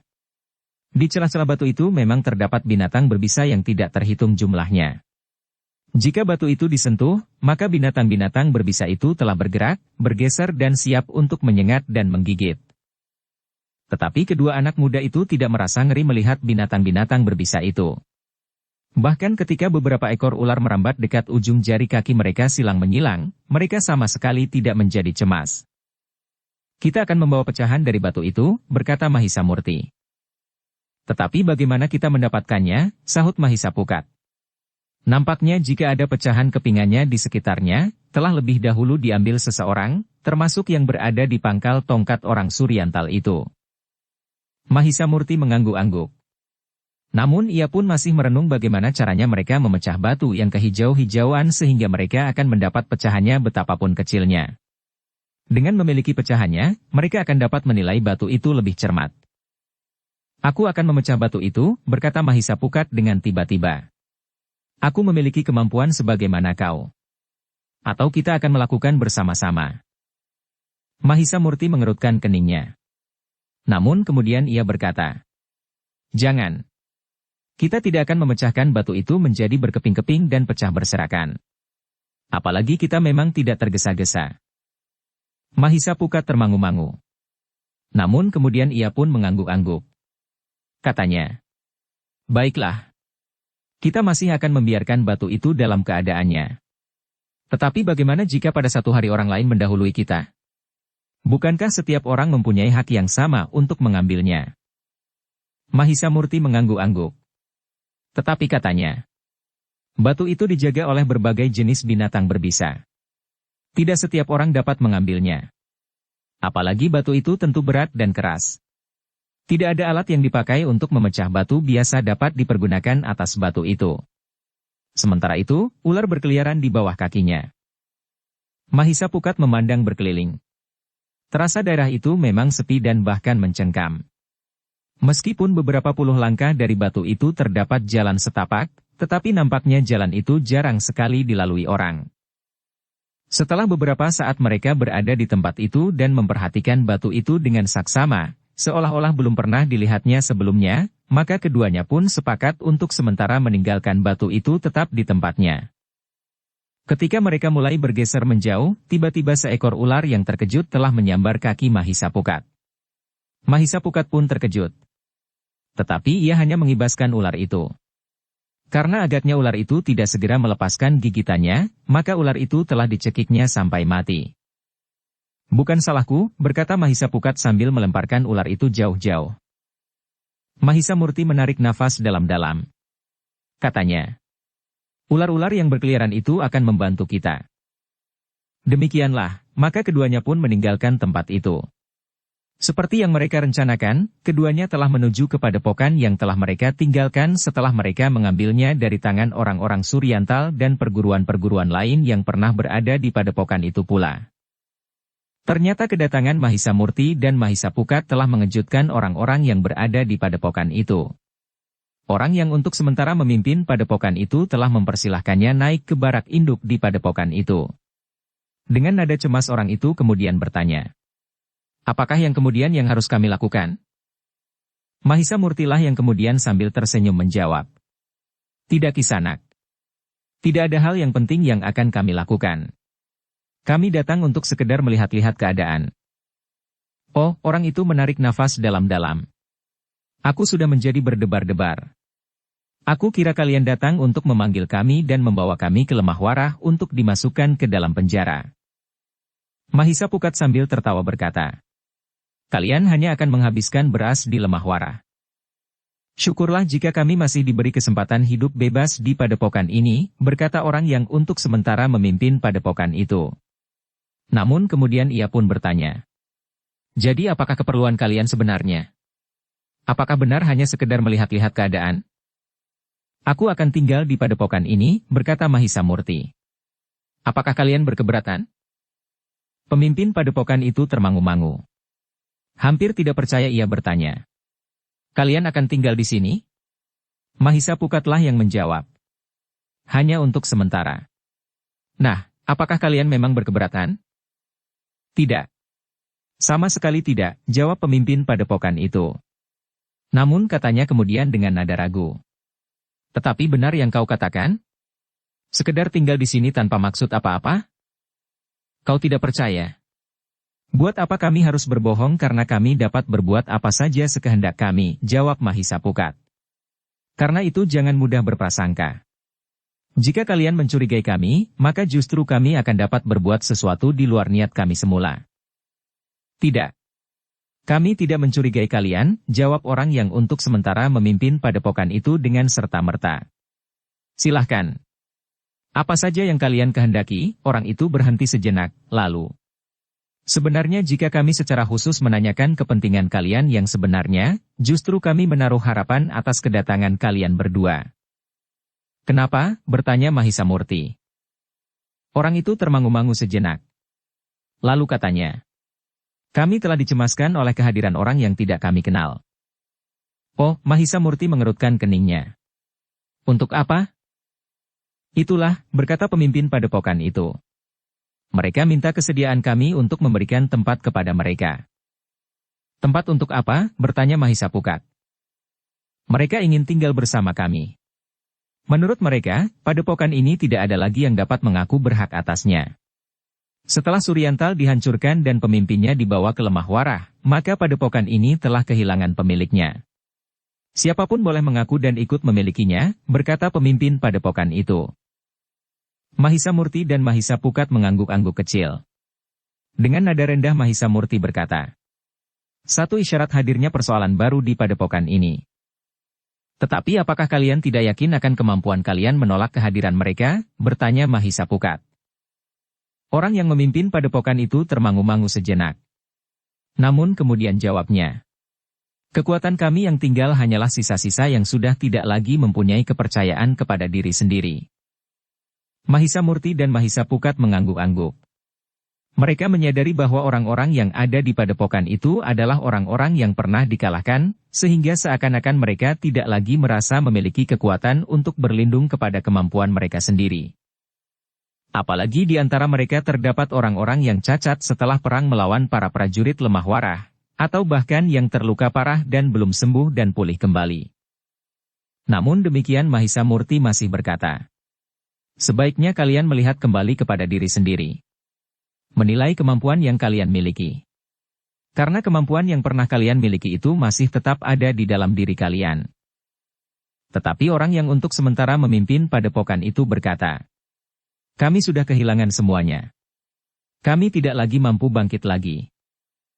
Tetapi Mahisapukat berkata, "Kalian telah mengalami goncangan perasaan yang dahsyat sekali, sehingga kalian merasa seakan-akan kalian tidak lagi mempunyai kekuatan sama sekali." Pemimpin padepokan itu menarik nafas dalam-dalam. Namun kemudian katanya, "Mungkin pendapat kalian benar. Tetapi tidak ada lagi yang dapat membangkitkan orang-orang di padepokan ini agar mereka mampu melihat ke dalam diri sendiri. Apalagi sebagian dari mereka memang merasa bahwa mereka bukan penghuni padepokan ini sejak semula, sehingga mereka pun merasa asing di sini dan tidak merasa mempunyai kewajiban untuk mempertahankannya." Mahisamurti dan Mahisapukat mengangguk-angguk. Dengan nada rendah Mahisamurti pun kemudian berkata, "Baiklah. Kami akan berusaha untuk membangunkan kalian yang jumlahnya tinggal sedikit ini. Itulah yang membuat aku berpengharapan atas kedatangan kalian berdua," berkata pemimpin padepokan itu. Dalam pada itu kehadiran Mahisamurti dan Mahisapukat itu pun telah diketahui oleh semua orang yang masih tertinggal di padepokan itu. Bahkan pemimpin padepokan itu pun telah memanggil semua orang yang tersisa di padepokan itu untuk berkumpul. Hal itu memang membuat penghuni padepokan itu menjadi berdebar-debar. Mereka mengenal kedua anak muda itu sebagai dua orang anak muda yang memiliki ilmu yang sangat tinggi, yang pernah ikut menundukkan padepokan itu dan seakan-akan membuat lingkungan padepokan itu menjadi bagaikan terbenam ke dalam arus pusaran. Namun ketika mereka melihat wajah dan sorot mata kedua anak muda itu, maka rasa-rasanya hati mereka menjadi tenang. Tidak ada tanda-tanda yang menunjukkan bahwa kedua orang anak muda itu akan melakukan kekerasan terhadap mereka. Bahkan ternyata pemimpin mereka itu pun berkata, "Kehadiran kedua anak muda ini sama sekali tidak membawa perintah untuk menjatuhkan hukuman kepada kita, tetapi kedua anak muda ini ingin tinggal bersama kita di sini."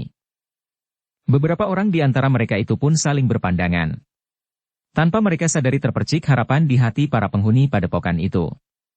Meskipun demikian, mereka masih dibayangi oleh kecemasan bahwa kedatangan kedua orang itu akan semakin menyulitkan kedudukan mereka. Namun dalam pada itu, pemimpin padepokan itu berkata, "Saudara-saudaraku yang tinggal di padepokan ini, aku telah memberitahukan kepada kedua anak muda ini tentang kedatangan orang asing yang menuntut tempat di padepokan ini. Untuk itulah maka kedua anak muda itu ingin berbicara kepada kalian." Orang-orang yang masih tinggal di padepokan itu termangu-mangu. Sementara itu Mahisamurti lah yang kemudian berbicara. "Kami telah mendengar semuanya tentang padepokan ini. Sebagaimana diputuskan oleh Aku Lemah Warah dan disetujui oleh Pangeran Singanarpada dari Kediri, maka padepokan ini telah diserahkan kepada kalian. Kalian yang barangkali memang berasal dari perguruan yang berbeda-beda, namun saat ini kalian telah berada di satu tempat. Kalian harus berusaha menyesuaikan diri kalian dengan keadaan baru yang sekarang ini merupakan kenyataan bagi kalian." Orang-orang yang berada di padepokan itu pun mendengarkan penjelasan Mahisamurti dengan saksama. Sementara itu, Mahisamurti telah mempergunakan kesempatan itu sebaik-baiknya. Banyak penjelasan yang diberikan, sehingga hati mereka yang mendengarkannya telah tersentuh karenanya. Akhirnya Mahisamurti itu pun berkata, "Kalianlah pemilik padepokan ini. Kalian harus mempertahankannya. Padepokan ini adalah hak kalian yang sah sesuai dengan ketetapan Aku Lemah Warah yang sudah disetujui oleh Pangeran Singanarpada." Para penghuni padepokan itu pun mengangguk-angguk. Sementara itu Mahisapukat pun berkata, "Kalian harus kembali ke dalam keadaan kalian sewajarnya. Kalian adalah orang-orang perguruan yang memiliki kemampuan yang cukup.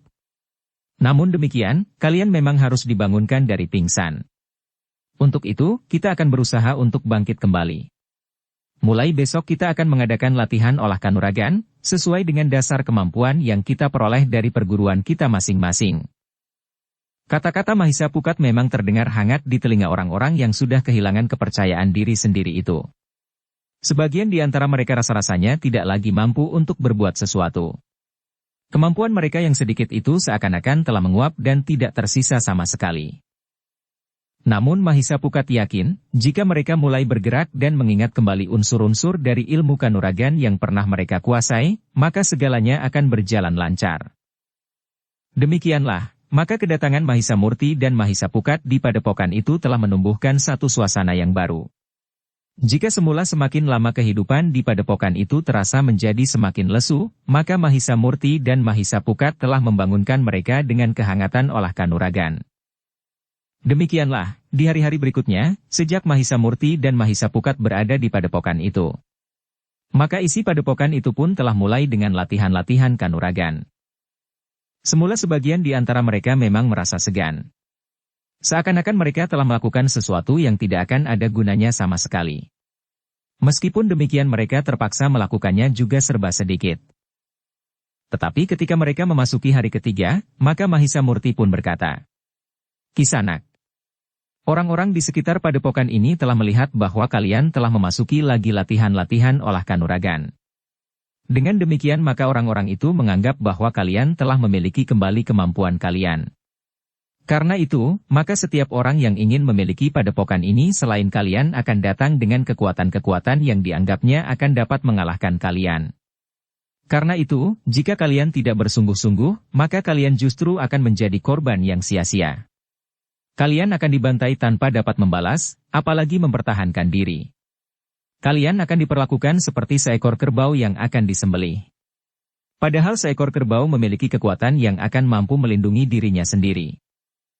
Orang-orang padepokan itu termangu-mangu. Mereka yang berlatih dengan segan, tiba-tiba merasa bahwa mereka telah berbuat salah dengan sikapnya itu. Seperti yang dikatakan oleh Mahisa Murti, maka orang lain akan datang menggilas padepokan itu tanpa tahu siapa yang telah dengan sungguh-sungguh berlatih dan siapa yang tidak. Bahkan yang sungguh-sungguh berlatih, mungkin masih mempunyai kesempatan melindungi dirinya. Dengan demikian maka di hari-hari berikutnya maka isi padepokan itu ternyata telah memasuki hari-hari latihan, dengan bersungguh-sungguh. Meskipun mereka terdiri dari orang-orang perguruan yang berbeda, namun Mahisa Murti dan Mahisa Pukat mampu memberikan unsur-unsur gerak yang dapat dipergunakan secara umum oleh mereka dari perguruan yang berbeda, karena pada dasarnya mereka telah memahami tata gerak dasar yang tidak jauh berbeda dari perguruan yang satu dengan perguruan yang lain. Justru kalian dari perguruan yang berbeda, telah memberi kesempatan kalian masing-masing untuk memperkaya tata gerak dalam menghadapi pertempuran yang sebenarnya, berkata Mahisa Pukat ketika ia memimpin latihan yang diselenggarakan oleh penghuni padepokan itu dari perguruan yang berbeda. Dengan diamati oleh Mahisa Pukat, maka mereka yang memiliki ilmu dari perguruan yang berbeda telah dipertemukan. Dengan demikian latihan-latihan yang diselenggarakan itu seakan-akan telah menjadi bersungguh-sungguh. Namun seperti yang dikatakan oleh Mahisa Pukat, dengan demikian maka mereka telah menggali pengalaman di antara mereka sendiri. Dengan alas yang berbeda, maka mereka memiliki unsur-unsur gerak yang berbeda pada perkembangan ilmu dasar mereka. Sementara itu dengan kemampuannya, Mahisa Murti dan Mahisa Pukat telah berusaha untuk memanfaatkan perbedaan-perbedaan yang ada di antara mereka justru untuk memperkaya kemampuan unsur gerak di antara para penghuni padepokan itu. Ternyata usaha Mahisa Murti dan Mahisa Pukat tidak sia-sia. Hari demi hari, latihan-latihan itu pun berlangsung semakin mantap. Para penghuni padepokan itu mulai merasakan kembali kemampuan ilmu yang mereka miliki. Latihan-latihan yang kadang-kadang benar-benar membuat tubuh mereka merah biru itu telah membangkitkan kembali gelora di dalam diri para penghuni padepokan itu. Latihan-latihan yang terus-menerus di antara mereka, seperti yang dikehendaki Mahisa Murti dan Mahisa Pukat, benar-benar telah memperkaya kemampuan mereka. Unsur gerak yang saling mempengaruhi telah membuat mereka semakin mapan. Di samping itu Mahisa Murti dan Mahisa Pukat pun telah berusaha untuk memperdalam pengertian para penghuni padepokan itu terhadap unsur-unsur gerak yang telah mereka miliki. Mahisa Murti dan Mahisa Pukat tidak hanya sekedar menyuruh para penghuni padepokan itu menirukan unsur-unsur gerak baru yang diperkenalkannya. Tetapi keduanya telah memberikan pengertian arti dan gunanya sehingga unsur gerak itu benar-benar berarti bagi mereka. Dengan demikian, maka para penghuni padepokan yang berasal dari perguruan yang berbeda itu bukan saja telah berada kembali dalam tingkat kemampuan mereka, tetapi meskipun serba sedikit, ternyata kemampuan mereka telah memanjat naik. Mereka telah memahami kemampuan yang mereka miliki bukan sekedar mampu mempergunakan. Tetapi mereka mengerti sifat dan watak unsur gerak itu sehingga mereka mampu mempergunakannya dengan tepat. Dengan landasan kemampuan mereka yang mereka dapat dari perguruan mereka masing-masing, maka Mahisa Murti dan Mahisa Pukat telah berhasil membuat mereka menjadi orang-orang yang mempunyai kepercayaan kepada diri sendiri dan mengenali kemampuan mereka masing-masing. Itulah sebabnya, maka latihan-latihan yang diadakan di setiap hari kemudian merupakan latihan-latihan yang semakin meningkat, sejalan dengan peningkatan kemampuan mereka masing-masing. Sementara itu, pemimpin padepokan itu pun merasa semakin tenang menghadapi kemungkinan-kemungkinan yang mengancam padepokan itu, sehingga pada suatu saat, ketika ia sempat berbincang dengan Mahisa Murti dan Mahisa Pukat, ia pun berkata, "Kau telah membangkitkan kemampuan hidup kami yang telah hampir padam sama sekali." "Segalanya terserah kepada kalian sendiri," jawab Mahisa Murti. "Namun agaknya kalian memang masih memiliki kemampuan yang patut dibanggakan untuk melindungi padepokan kalian ini." "Kami baru menyadari kemudian," berkata pemimpin padepokan itu. Mahisa Murti dan Mahisa Pukat mengangguk-angguk. Dengan senyum di bibir, Mahisa Murti berkata, "Nah, bukankah tidak sia-sia usaha kita selama ini untuk menumbuhkan kembali harga diri kita?" "Aku sekarang percaya," berkata pemimpin padepokan itu. "Dengan keadaan kita sekarang, maka orang-orang yang akan merebut kedudukan kita itu tidak akan mendapat kesempatan lagi." "Tetapi jika mereka datang," berkata Mahisa Murti, "jangan merubah sikap. Kau harus tetap bersikap seperti sikap kalian sebelumnya." "Sikap kami waktu itu ragu," berkata pemimpin padepokan itu. "Bahkan kami telah menyatakan bahwa terserah saja apa yang akan mereka lakukan jika mereka kehendaki, meskipun kami merasa bahwa padepokan ini tetap milik kami." "Sikapmu tetap. Hanya isi pernyataanmu sajalah yang harus berbeda," berkata Mahisa Pukat. Pemimpin padepokan itu mengangguk-angguk. Sementara itu ia yakin bahwa orang yang pernah datang itu akan datang lagi dengan dada tengadah, memasuki padepokan itu dan kemudian memilikinya. Namun bagi Mahisa Murti dan Mahisa Pukat kedatangan mereka dan usaha mereka tinggal di padepokan itu telah dihubungkannya dengan batu yang berwarna kehijau-hijauan itu. Karena itu, maka mereka ikut merasa berkepentingan dengan orang-orang itu. Sambil menunggu, padepokan itu rasa-rasanya menjadi hangat oleh gejolak yang mulai bergelora. Hampir setiap saat, pagi, siang, sore dan bahkan malam, terdapat di sana-sini orang yang sedang berlatih. Bahkan Mahisa Murti dan Mahisa Pukat di tempat yang terpisah, lebih senang menunggui latihan-latihan yang diadakan antara dua orang dari landasan perguruan yang berbeda. Dengan demikian mereka dapat saling menyadap unsur gerak dari perguruan yang berbeda dan memperkaya unsur gerak sendiri. Bahkan kadang-kadang Mahisa Murti dan Mahisa Pukat telah memberikan tuntunan dengan unsur-unsur gerak yang baru bagi mereka. Bahkan di samping kemampuan dan kelengkapan tata gerak mereka, Mahisa Murti dan Mahisa Pukat juga memberikan tuntunan kepada mereka untuk meningkatkan daya tahan tubuh dan gerak keseimbangan. Di padepokan itu telah ditanam patok-patok yang besar yang dibuat dari pokok-pokok kayu dengan ketinggian yang tidak sama. Sebagian setinggi tubuh, namun yang lain lebih tinggi dan bahkan ada yang tingginya 2 kali setinggi tubuh. Untuk meningkatkan keterampilan gerak kaki dan keseimbangan serta daya tahan, maka setiap pagi, hampir semua orang di padepokan itu telah berlari-lari dan berloncatan di atas patok-patok itu. Ternyata bahwa usaha itu telah memberikan banyak pengaruh pada mereka. Secara tidak langsung, latihan itu telah meningkatkan kemampuan seisi padepokan itu. Bahkan bukan saja patok-patok yang terbuat dari pokok kayu itu. Pada kesempatan lain, setelah latihan dengan pokok-pokok kayu yang besar itu berjalan lancar, maka Mahisa Murti dan Mahisa Pukat telah membuat patok-patok dari bahan yang lebih kecil. Patok-patok bambu. Ternyata bahwa Mahisa Murti dan Mahisa Pukat tidak berhenti sampai sekian. Bukan saja latihan keseimbangan dan berloncatan di atas patok-patok bambu, tetapi Mahisa Murti dan Mahisa Pukat memberikan latihan kepada penghuni padepokan itu untuk bertempur di atas patok-patok bambu itu. Pada saat isi padepokan itu sedang dalam gelora untuk menemukan harga diri mereka kembali di atas landasan perjuangan yang berbeda, maka orang yang telah menyatakan akan datang kembali itu benar-benar telah datang. Pemimpin padepokan itu telah menerima 2 orang tamunya di barak induk padepokan itu. Sikapnya dan caranya menerima kedua tamunya sama sekali tidak berubah. Sambil mengangguk-angguk hormat orang yang diserahi memimpin padepokan itu telah mempersilahkan tamunya duduk. Seorang penghuni padepokan itu telah menyuguhkan minuman dan makanan kepada kedua orang tamu itu. Kedua orang tamu yang merasa diterima dengan penuh kehormatan itu menjadi semakin menengadahkan wajahnya. Dipandanginya halaman padepokan itu dari ujung sampai ke ujung. Kemudian dengan senyum di bibir, salah seorang di antara mereka berkata, "Halaman ini cukup luas untuk mengadakan latihan-latihan olah kanuragan. Orang-orangku tidak terlalu banyak.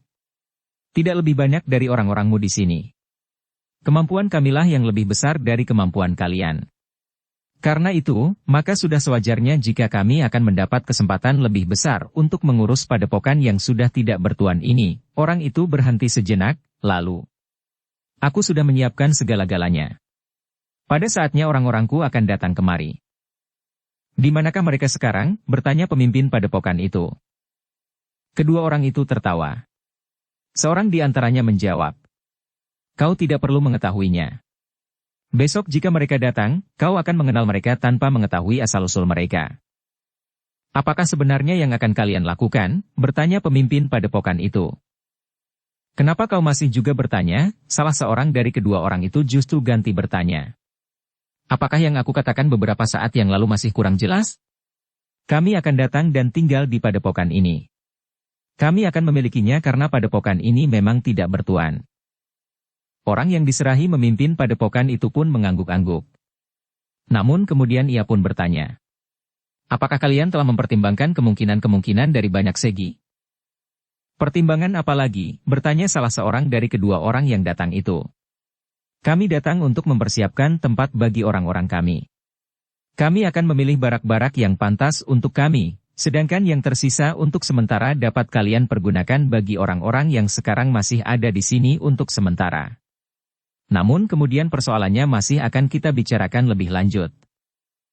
Pemimpin padepokan itu mengangguk-angguk. Namun kemudian katanya, "Baiklah. Marilah aku antarkan kalian melihat-lihat padepokan ini." Kedua orang itu saling berpandangan sejenak. Namun keduanya pun kemudian tersenyum. Agaknya tidak ada hambatan yang akan mereka hadapi untuk memasuki padepokan itu bersama para pengikutnya. Sesaat kemudian, maka kedua orang itu pun telah turun pula ke halaman. Diantar oleh pemimpin padepokan itu, maka keduanya telah melihat-lihat isi padepokan. Mereka melihat barak-barak yang tidak terlalu bersih meskipun nampak juga dipelihara. Sedangkan barak-barak itu sendiri bukannya barak-barak yang baik. Tidak lebih dari bangunan-bangunan bambu yang sederhana dengan ikatan tali ijuk dan atap ilalang. Sementara barak induk di padepokan itu secara khusus mendapat atap dari ijuk. Meskipun padepokan itu dibangun dengan sederhana, apalagi barak-barak yang nampaknya ditambahkan dengan tergesa-gesa, namun bagi kedua orang itu, segalanya cukup memadai. "Menyenangkan," berkata salah seorang di antara kedua orang itu. "Kami dapat dengan leluasa memilih. Meskipun sederhana tetapi padepokan ini cukup memadai." Yang lain pun tersenyum. Katanya, "Kita akan mempergunakan sayap bangunan pada padepokan ini di samping bangunan induk. Tetapi kita akan menentukan yang manakah yang boleh dipakai untuk sementara oleh orang-orang yang sekarang berada di padepokan ini." "Kenapa untuk sementara?" bertanya pemimpin padepokan itu. "Kami akan membuat pertimbangan-pertimbangan, apakah kami akan membiarkan perguruan kami berbaur dengan perguruan lain," berkata salah seorang dari kedua orang itu. "Tetapi sekarang kami berada di padepokan ini," desis pemimpin padepokan itu. "Sudah kami katakan," jawab orang itu. "Kalian tinggal di sini dengan cara yang tidak syah. Padepokan ini sudah tidak bertuan. Dan kamilah yang mengambil alih kepemimpinan di sini dan menentukan segala-galanya. Mudah-mudahan kami dapat membuat keputusan yang paling baik bagi kalian." Pemimpin padepokan itu menarik nafas dalam-dalam. Beberapa orang penghuni padepokan yang lewat berpaling ke arah ketiga orang itu. Tetapi mereka tidak banyak menaruh perhatian. "Banyak juga orang yang masih ada di padepokan ini," desis salah seorang dari kedua orang itu. "Tetapi mereka tidak berarti apa-apa." Pemimpin padepokan itu tidak menjawab. Tetapi ia telah mempersilahkannya untuk melanjutkan pengamatannya atas padepokan itu. "Marilah," berkata pemimpin padepokan itu. "Kita akan melihat bagian belakang dari padepokan ini." Kedua orang itu mengangguk-angguk. Selangkah demi selangkah mereka menyusuri lorong-lorong di dalam padepokan itu, di antara barak-barak yang sudah dibangun bersama padepokan itu, namun ada juga barak-barak yang dibangun kemudian. Namun ketika mereka memasuki bagian belakang dari halaman padepokan itu yang luas, di sebelah kebun yang ditanami dengan berbagai macam pohon buah-buahan yang berhubungan dengan pategalan yang cukup luas, kedua orang itu terkejut. Mereka melihat beberapa orang penghuni padepokan itu sedang berlatih di atas patok-patok bambu. Beberapa orang sedang bertempur di atas patok-patok bambu itu dengan mempergunakan tongkat kayu sebagaimana ciri mereka yang termasuk para cantrik dari perguruan Suryantal. "Apa yang mereka lakukan?" bertanya salah seorang dari kedua orang itu. "Sebagaimana biasa dilakukan oleh para penghuni padepokan," jawab pemimpin padepokan itu. "Apa?" desak orang itu. "Mereka sedang berlatih. Mereka sedang memperdalam pengetahuan mereka tentang olah kanuragan," jawab pemimpin padepokan itu. Kedua orang itu saling berpandangan. Mereka sama sekali tidak menduga bahwa orang-orang padepokan itu masih tetap menempa diri dalam latihan-latihan yang berat. Bahkan hampir di luar sadarnya, salah seorang dari mereka bertanya, "Untuk apa mereka dengan tekun berlatih olah kanuragan?" Pertanyaan Kisanak terdengar aneh, desis pemimpin padepokan itu. "Kami merasa perlu untuk memperkuat kedudukan kami. Kami yang merasa mewarisi padepokan ini, merasa perlu untuk berbuat sesuatu, agar kedudukan kami tidak tergeser." Wajah kedua orang itu menjadi tegang. Dengan nada tinggi seorang di antaranya berkata, "Jadi kalian merasa wajib bertahan di sini? Kami adalah sisa-sisa dari beberapa perguruan yang memiliki padepokan ini. Karena itu, maka kami akan mempertahankannya." Kedua orang itu menjadi tegang. Namun kemudian seorang di antaranya bertanya, "Jadi kalian menantang kami?" "Bukan menantang. Kami sekedar menghargai milik kami," jawab pemimpin padepokan itu. Kedua orang itu termangu-mangu sejenak. Sekilas mereka menyaksikan latihan-latihan yang dilakukan oleh dua orang yang kebetulan sama-sama dari perguruan Suryantal. Mereka mempergunakan tongkat panjang sebagai senjata dan sekaligus ciri mereka. Dengan tangkas keduanya saling berloncatan di atas tonggak bambu yang tidak sama tingginya. Ada yang kurang dari tinggi tubuh, namun ada yang sampai 2 kali. Bagaimanapun juga keduanya tidak dapat mengabaikan apa yang dilihatnya. Mereka terpaksa membayangkan kembali para pengikutnya. Apakah mereka memiliki kemampuan berbuat sebagaimana kedua orang yang sedang berlatih itu? Namun hampir bersamaan mereka berpikir, tentu hanya 2 orang itu sajalah yang mampu berbuat demikian. Karena itu, maka salah seorang di antara keduanya itu bertanya, "Kisanak, jadi apakah artinya kesediaanmu beberapa saat yang lalu untuk menyerahkan padepokan ini kepada kami?" "Siapakah yang menyatakan demikian?" bertanya pemimpin padepokan itu. "Bukankah pada waktu itu kami sekedar minta waktu untuk berpikir? Nah, hasil dari renungan kami adalah bahwa sebenarnya lah padepokan ini milik kami. Jadi kau tidak lagi memberikan kesempatan kepada kami untuk menguasai padepokan ini dengan cara yang baik?" bertanya salah seorang dari kedua orang itu. "Kisanak," berkata pemimpin padepokan itu, "kau memang aneh. Seandainya padepokan ini memang tidak bertuan, bukankah kami telah ada di dalamnya lebih dahulu? Apalagi kami merasa bahwa kami adalah orang-orang yang memang pernah menguasai padepokan ini." "Ternyata sikapmu berubah," berkata salah seorang dari kedua orang itu. "Agaknya yang kau lakukan adalah sekedar menunda waktu, agar kau dapat mempersiapkan diri sebaik-baiknya. Mungkin berlatih untuk meningkatkan kemampuan. Namun apa yang dapat kalian capai dalam waktu dekat ini?" "Yang penting adalah harga diri," jawab pemimpin padepokan itu. "Dengan memantapkan harga diri, maka kami telah bertekad untuk mempertahankan padepokan ini." Kedua orang itu menjadi tegang. Seorang di antaranya berkata, "Jadi dengan meloncat-loncat di atas patok-patok bambu itu kalian merasa akan dapat mempertahankan padepokan ini?" "Seperti yang aku katakan. Harga diri, meskipun kami akan binasa," jawab pemimpin padepokan itu. Kedua orang itu menggeram. Seorang yang hampir tidak sabar berkata, "Sebaiknya kalian menyadari bahwa kalian bukan apa-apa buat kami." Sebelum pemimpin padepokan itu menjawab, maka seorang di antara mereka berdesis, "Marilah, kita hancurkan sanggar mereka yang gila-gilaan itu." Tetapi pemimpin padepokan itu berkata, "Jangan membuat persoalan. Jika anak-anakku tidak mampu mengendalikan diri, maka apa artinya kalian hanya berdua? Sementara itu kami sudah siap menunggu kehadiran kalian bersama para pengikut kalian." Kedua orang itu menggeretakkan gigi. Namun mereka yang sedang berlatih itu sama sekali tidak menghiraukannya. Bahkan setelah kedua orang dari perguruan Suryantal itu meloncat turun, maka telah meloncat naik ke atas patok-patok bambu itu dua orang dari perguruan yang berbeda.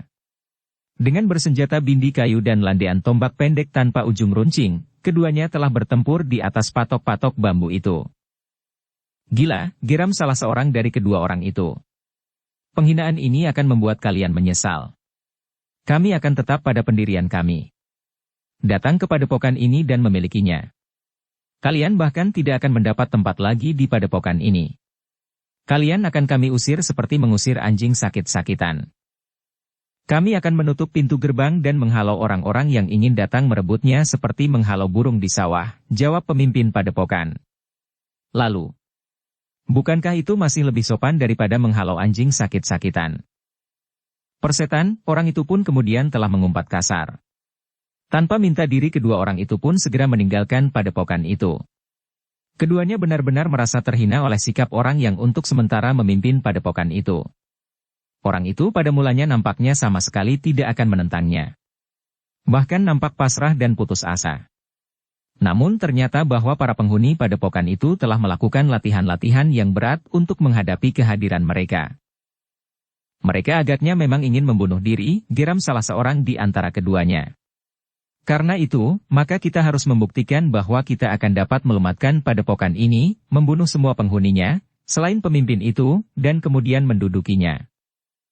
Kenapa pemimpin padepokan itu justru tidak kita bunuh, bertanya kawannya. Kita harus membuktikan kepadanya, bahwa yang kita katakan itu dapat kita lakukan, sahut yang pertama.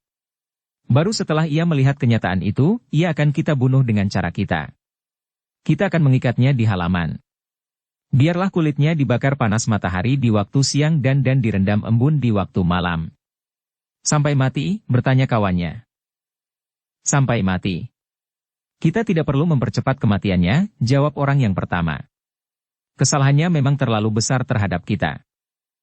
Kawannya mengangguk-angguk saja. Tetapi tidak menjawab. Demikianlah keduanya menjadi semakin jauh meninggalkan padepokan itu. Tetapi dengan dendam yang membara di hati mereka, sehingga mereka benar-benar ingin kembali dan menghancurkan isi padepokan itu. Apalagi kedua orang itu merasa memiliki kekuatan yang memadai. Mereka tahu bahwa para pemimpin dari perguruan yang ada di padepokan itu sudah tidak ada di tempat. Selain yang terbunuh, maka mereka telah dibawa oleh Aku Lemah Warah atau orang yang ditugaskannya. Karena itu, maka mereka yakin bahwa mereka akan datang dan dengan tidak terlalu banyak kesulitan akan dapat menghancurkan orang-orang yang sombong yang merasa akan mampu mempertahankan padepokan itu. Sementara itu, di padepokan yang ditinggalkan oleh kedua orang itu, pemimpin mereka telah memanggil semua orang yang tinggal di padepokan itu bersama Mahisa Murti dan Mahisa Pukat. Dengan singkat orang yang diserahi memimpin padepokan itu pun telah menguraikan apa yang telah terjadi. Apa yang dikatakan oleh kedua orang yang datang kepadanya itu dan apa pula yang telah dikatakannya kepada mereka. Aku mohon kesediaan kalian membantuku, menyelamatkan padepokan ini meskipun kita berasal dari perguruan yang berbeda. Peristiwa yang telah mengguncang padepokan ini, serta pemimpin-pemimpin perguruan kita masing-masing yang tidak ada lagi di antara kita, serta nasib yang buruk yang telah menghimpit kehidupan kita, seharusnya dapat membuat kita merasa senasib dan sepenanggungan. Kita pun akan merasa berkewajiban untuk mempertahankan apa yang masih tinggal pada kita sekarang. Kita tidak lagi menganggap diri kita berasal dari perguruan yang berbeda, tetapi kita harus merasa satu. Para penghuni padepokan itu memang merasa tidak mempunyai pilihan lain. Mereka sudah merasa bersyukur bahwa mereka tidak diseret di belakang kaki kuda menuju ke Lemah Warah dan kemudian diikat di alun-alun. Karena itu, maka telah menyala tekad di hati mereka, bahwa mereka memang harus berjuang untuk mempertahankan padepokan itu. Karena itulah, maka di hari-hari berikutnya isi padepokan itu justru telah menjadi semakin gigih berlatih. Mereka seakan-akan tidak lagi mengingat waktu. Mereka ingin mempergunakan waktu yang tidak terlalu banyak itu untuk menjangkau kemampuan sebanyak-banyaknya, karena mereka sadar, bahwa yang akan datang tentu kekuatan yang cukup besar bagi padepokan itu. Mahisa Murti dan Mahisa Pukat pun telah bekerja sejauh dapat mereka lakukan. Mereka berusaha untuk mematangkan setiap kemampuan yang telah dikuasai oleh para penghuni padepokan itu. Namun dalam waktu yang sempit itu, mereka pun berusaha memperkenalkan berbagai macam unsur yang sebelumnya terasa asing. Bukan untuk dipelajari dan dikuasai, tetapi sekedar untuk dikenal, sehingga jika dalam benturan kekerasan kelak mereka bertemu dengan unsur-unsur gerak seperti itu, mereka tidak akan terkejut dan kebingungan. Mereka akan dapat berusaha mencari jalan untuk mengatasinya. Ternyata usaha mereka tidak sia-sia. Para penghuni padepokan itu menjadi semakin matang untuk menghadapi kemungkinan-kemungkinan buruk yang dapat terjadi. Mereka bukan lagi orang-orang yang putus asa dan kehilangan harga diri. Tetapi mereka adalah para pengawal dari sebuah padepokan yang kemudian benar-benar terasa sebagai milik mereka, sehingga dengan demikian maka mereka harus mempertahankannya dengan segala kemampuan yang ada pada mereka. Dengan gelora yang menggetarkan jantung, serta darah yang menjadi hangat, para penghuni padepokan itu telah memperbaiki dinding padepokan mereka yang rusak. Memperbaiki pintu gerbang dan beberapa panggungan untuk mengamati keadaan di sekitar padepokan itu. Mereka pun telah mempersiapkan lembing bambu yang akan dapat menghambat pasukan yang dalam waktu dekat tentu akan datang ke padepokanku. Mereka pun telah menyediakan anak panah yang tidak terhitung jumlahnya yang terbuat dari bambu beruas panjang dengan bedor besi yang dapat mereka buat sendiri. Di padepokan itu ada beberapa perapian pandai besi untuk membuat bermacam-macam kelengkapan. Kelengkapan untuk bekerja di sawah dan pategalan, sampai dengan perlengkapan perang. Untuk menghadapi berbagai kemungkinan, maka lumbung-lumbung pun telah mereka penuhi. Mereka harus bersiap-siap untuk bertahan dalam waktu yang lama jika padepokan itu kemudian akan dikepung. Para penghuni padepokan itu telah mempunyai pengalaman yang pahit pada saat pasukan lemah warah mengepung mereka. Karena itu, maka mereka harus belajar dari pengalaman itu. Apalagi mereka sama sekali tidak mengetahui kekuatan dari orang-orang yang akan datang menyerang padepokan mereka. Dalam keadaan yang menegangkan itu, maka penjagaan di dalam padepokan itu telah diatur sebaik-baiknya. Di panggungan yang telah disiapkan, sekelompok kecil bergantian mengamati keadaan. Mereka tidak boleh lengah barang sekejap pun, sehingga karena itu, maka setiap kelompok yang bertugas harus benar-benar mampu membagi waktu sebaik-baiknya. Sementara itu, pintu gerbang padepokan itu pun tidak lagi terbuka seperti biasanya. Pintunya yang tertutup telah diselarak dengan sebatang kayu yang cukup besar dan kuat. Sementara itu di sebelah menyebelah, panggungannya pun telah diperbaiki. Di panggungan itu selalu bersiap beberapa orang pemanah yang terbaik, sehingga dalam saat-saat yang tiba-tiba mereka akan dapat menghambat lawan. Pengalaman para penghuni padepokan itu, digabungkan dengan kemampuan berpikir Mahisa Murti dan Mahisa Pukat, ternyata telah mampu melahirkan jaringan pertahanan yang sangat kuat. Jika lawan itu benar-benar datang, maka mereka akan menjumpai perlawanan yang tidak terbayangkan sebelumnya, karena kedua orang yang pernah datang itu menganggap bahwa kekuatan di padepokan itu sama sekali sudah tidak mempunyai arti apa-apa. Sebenarnya lah bahwa sekelompok orang dari sebuah perguruan yang hidup seakan-akan tidak menetap telah memutuskan untuk mengambil alih padepokan itu. Ketika pemimpin mereka mendengar peristiwa yang terjadi di padepokan Suryantal, maka mereka telah mengirimkan beberapa orang untuk mengetahui apa yang telah terjadi. Kita telah menemukan tempat yang baik tanpa bersusah payah membangunnya, berkata salah seorang dari pemimpin mereka. Beberapa orang terpenting dari perguruan yang dikenal sebagai sebuah perguruan yang berpindah-pindah sarang itu, telah mengadakan pembicaraan. Mereka sepakat untuk merubah tata cara hidup mereka. Kemalasan mereka untuk membuka sebuah padepokan dengan kelengkapannya, tanah persawahan, ladang dan pategalan membuat mereka lebih senang tinggal di goa-goa atau mengusir orang-orang dari padukuhan-padukuhan kecil yang tidak berdaya. Tetapi mereka tidak tinggal terlalu lama. Mereka segera berpindah lagi dari satu tempat ke tempat yang lain. Namun para pengikut dari perguruan itu, pada umumnya mempunyai keluarga di tempat yang menetap. Di kampung halaman yang ditinggalkannya untuk waktu tidak menentu. Kadang-kadang saja mereka pulang ke rumah orang tua mereka, atau bahkan ada yang mempunyai istri dan anak, untuk memberikan uang dan barang-barang yang dapat untuk menyambung hidup mereka.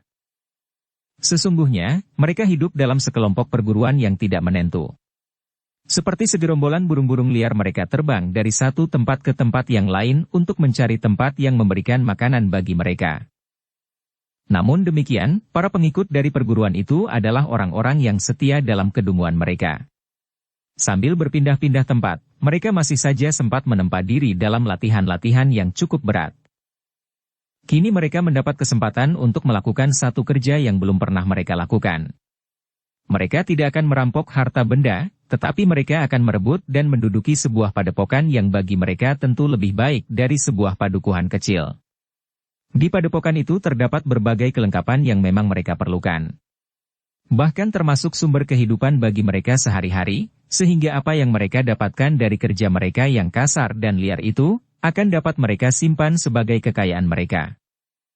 Karena itulah, maka ketika para pemimpin mereka mempersiapkan para pengikutnya untuk pergi mengambil padepokan itu dengan kekerasan, maka mereka pun telah bersiap-siap dengan penuh gairah yang menggelora. Semula mereka sama sekali tidak berusaha untuk mempertahankannya, berkata salah seorang yang kembali dari padepokan Suryantal itu. Mereka telah kehilangan kepercayaan diri.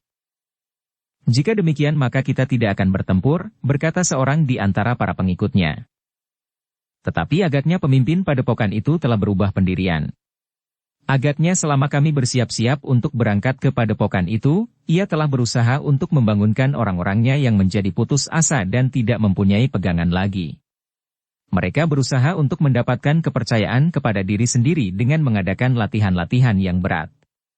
Namun aku yakin, bahwa hati mereka yang telah susut sampai sebiji sawi itu tidak akan mampu bertahan. Jika kita datang menggertaknya, maka mereka akan segera kehilangan lagi kepercayaan diri lagi. Mereka akan menjadi ketakutan dan dengan serta-merta mereka akan segera menyerah, berkata salah seorang dari kedua orang yang telah mengunjungi padepokan Suryantal itu. Namun yang tidak dikatakannya kepada para pengikutnya, tetapi hanya diketahui oleh kedua orang yang datang ke padepokan itu, adalah tentang batu yang berwarna kehijau-hijauan itu. Dalam kesempatan terpisah, kedua orang itu sepakat untuk sementara tidak membicarakannya lebih dahulu. Jika kita sudah berhasil tinggal di padepokan itu, maka kita tentu akan mendapat banyak kesempatan datang ke tepi hutan untuk mengamati batu itu lebih saksama. Mungkin kita harus memecahkannya atau dengan cara lain, berkata seorang di antara mereka. Biarlah kita tentukan kelak, jawab kawannya. Demikianlah, maka para pengikut perguruan itu pun telah bersiap-siap seluruhnya. Mereka akan berangkat meninggalkan sarang mereka terakhir di sebuah hutan yang tidak terlalu lebat, namun berbukit-bukit padas. Beberapa buah goa terdapat di bukit-bukit itu, yang dapat mereka pergunakan sebagai sarang mereka. Namun bagaimanapun juga kita harus bersiap sepenuhnya, berkata salah seorang di antara kedua orang pemimpin yang pernah datang ke padepokan Suryantal. Mereka bekas orang-orang dari sebuah perguruan yang besar.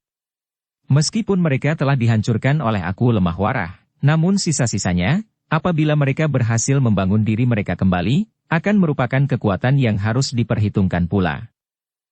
Tetapi berpegang kepada keterangan sebelumnya, maka orang-orang di bukit-bukit padas itu menganggap bahwa yang akan mereka lakukan bukannya satu pekerjaan yang berat.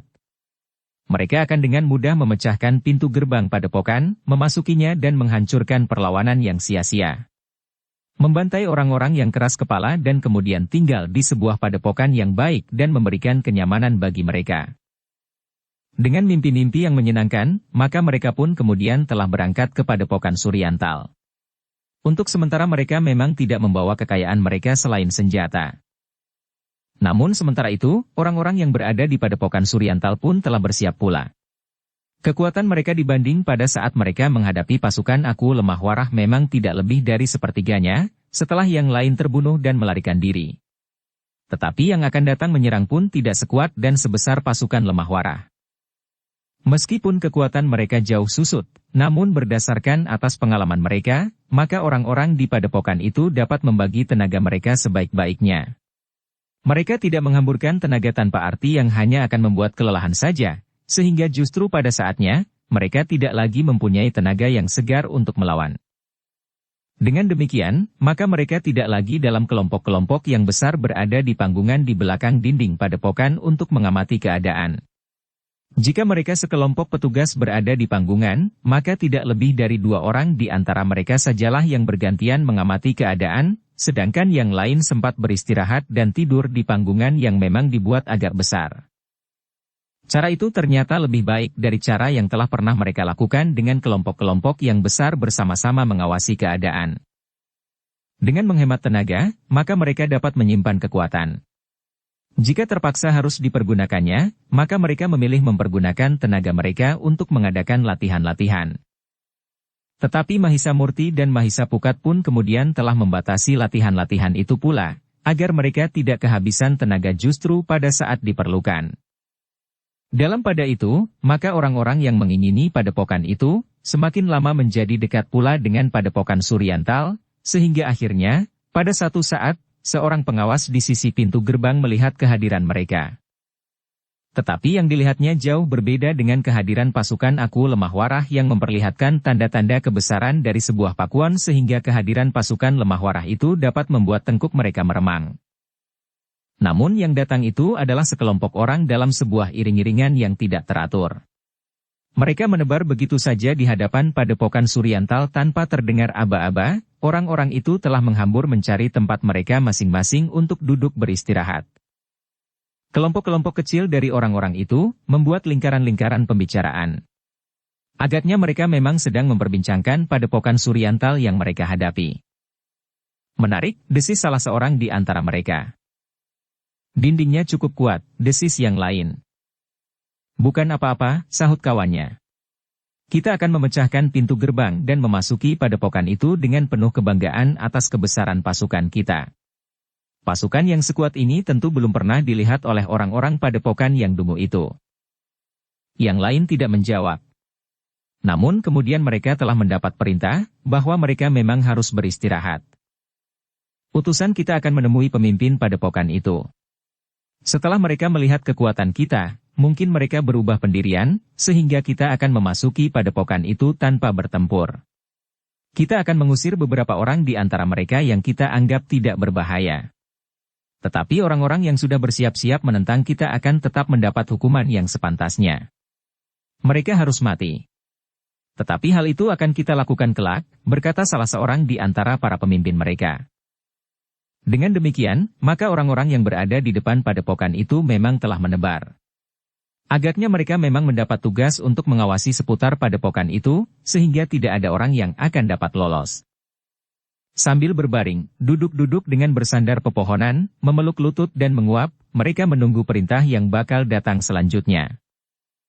Bahkan banyak di antara mereka yang kemudian jatuh tertidur. Namun ternyata bahwa mereka telah melakukan pembagian pekerjaan cukup baik pula. Sementara pasukan itu beristirahat, beberapa orang telah membuat tungku perapian dan menyiapkan makan dan minum bagi mereka. Ternyata dalam waktu yang pendek, hampir semua orang di antara mereka telah tertidur kecuali orang-orang yang bekerja di dapur.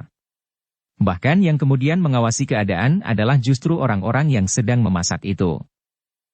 Namun para pemimpin mereka sama sekali tidak menghiraukannya. Siapapun yang mengawasi keadaan tidak penting, karena para pemimpin mereka memang sudah menduga bahwa orang-orang padepokan itu pada mulanya akan berusaha untuk mempertahankan padepokan mereka, sehingga mereka tidak akan melarikan diri.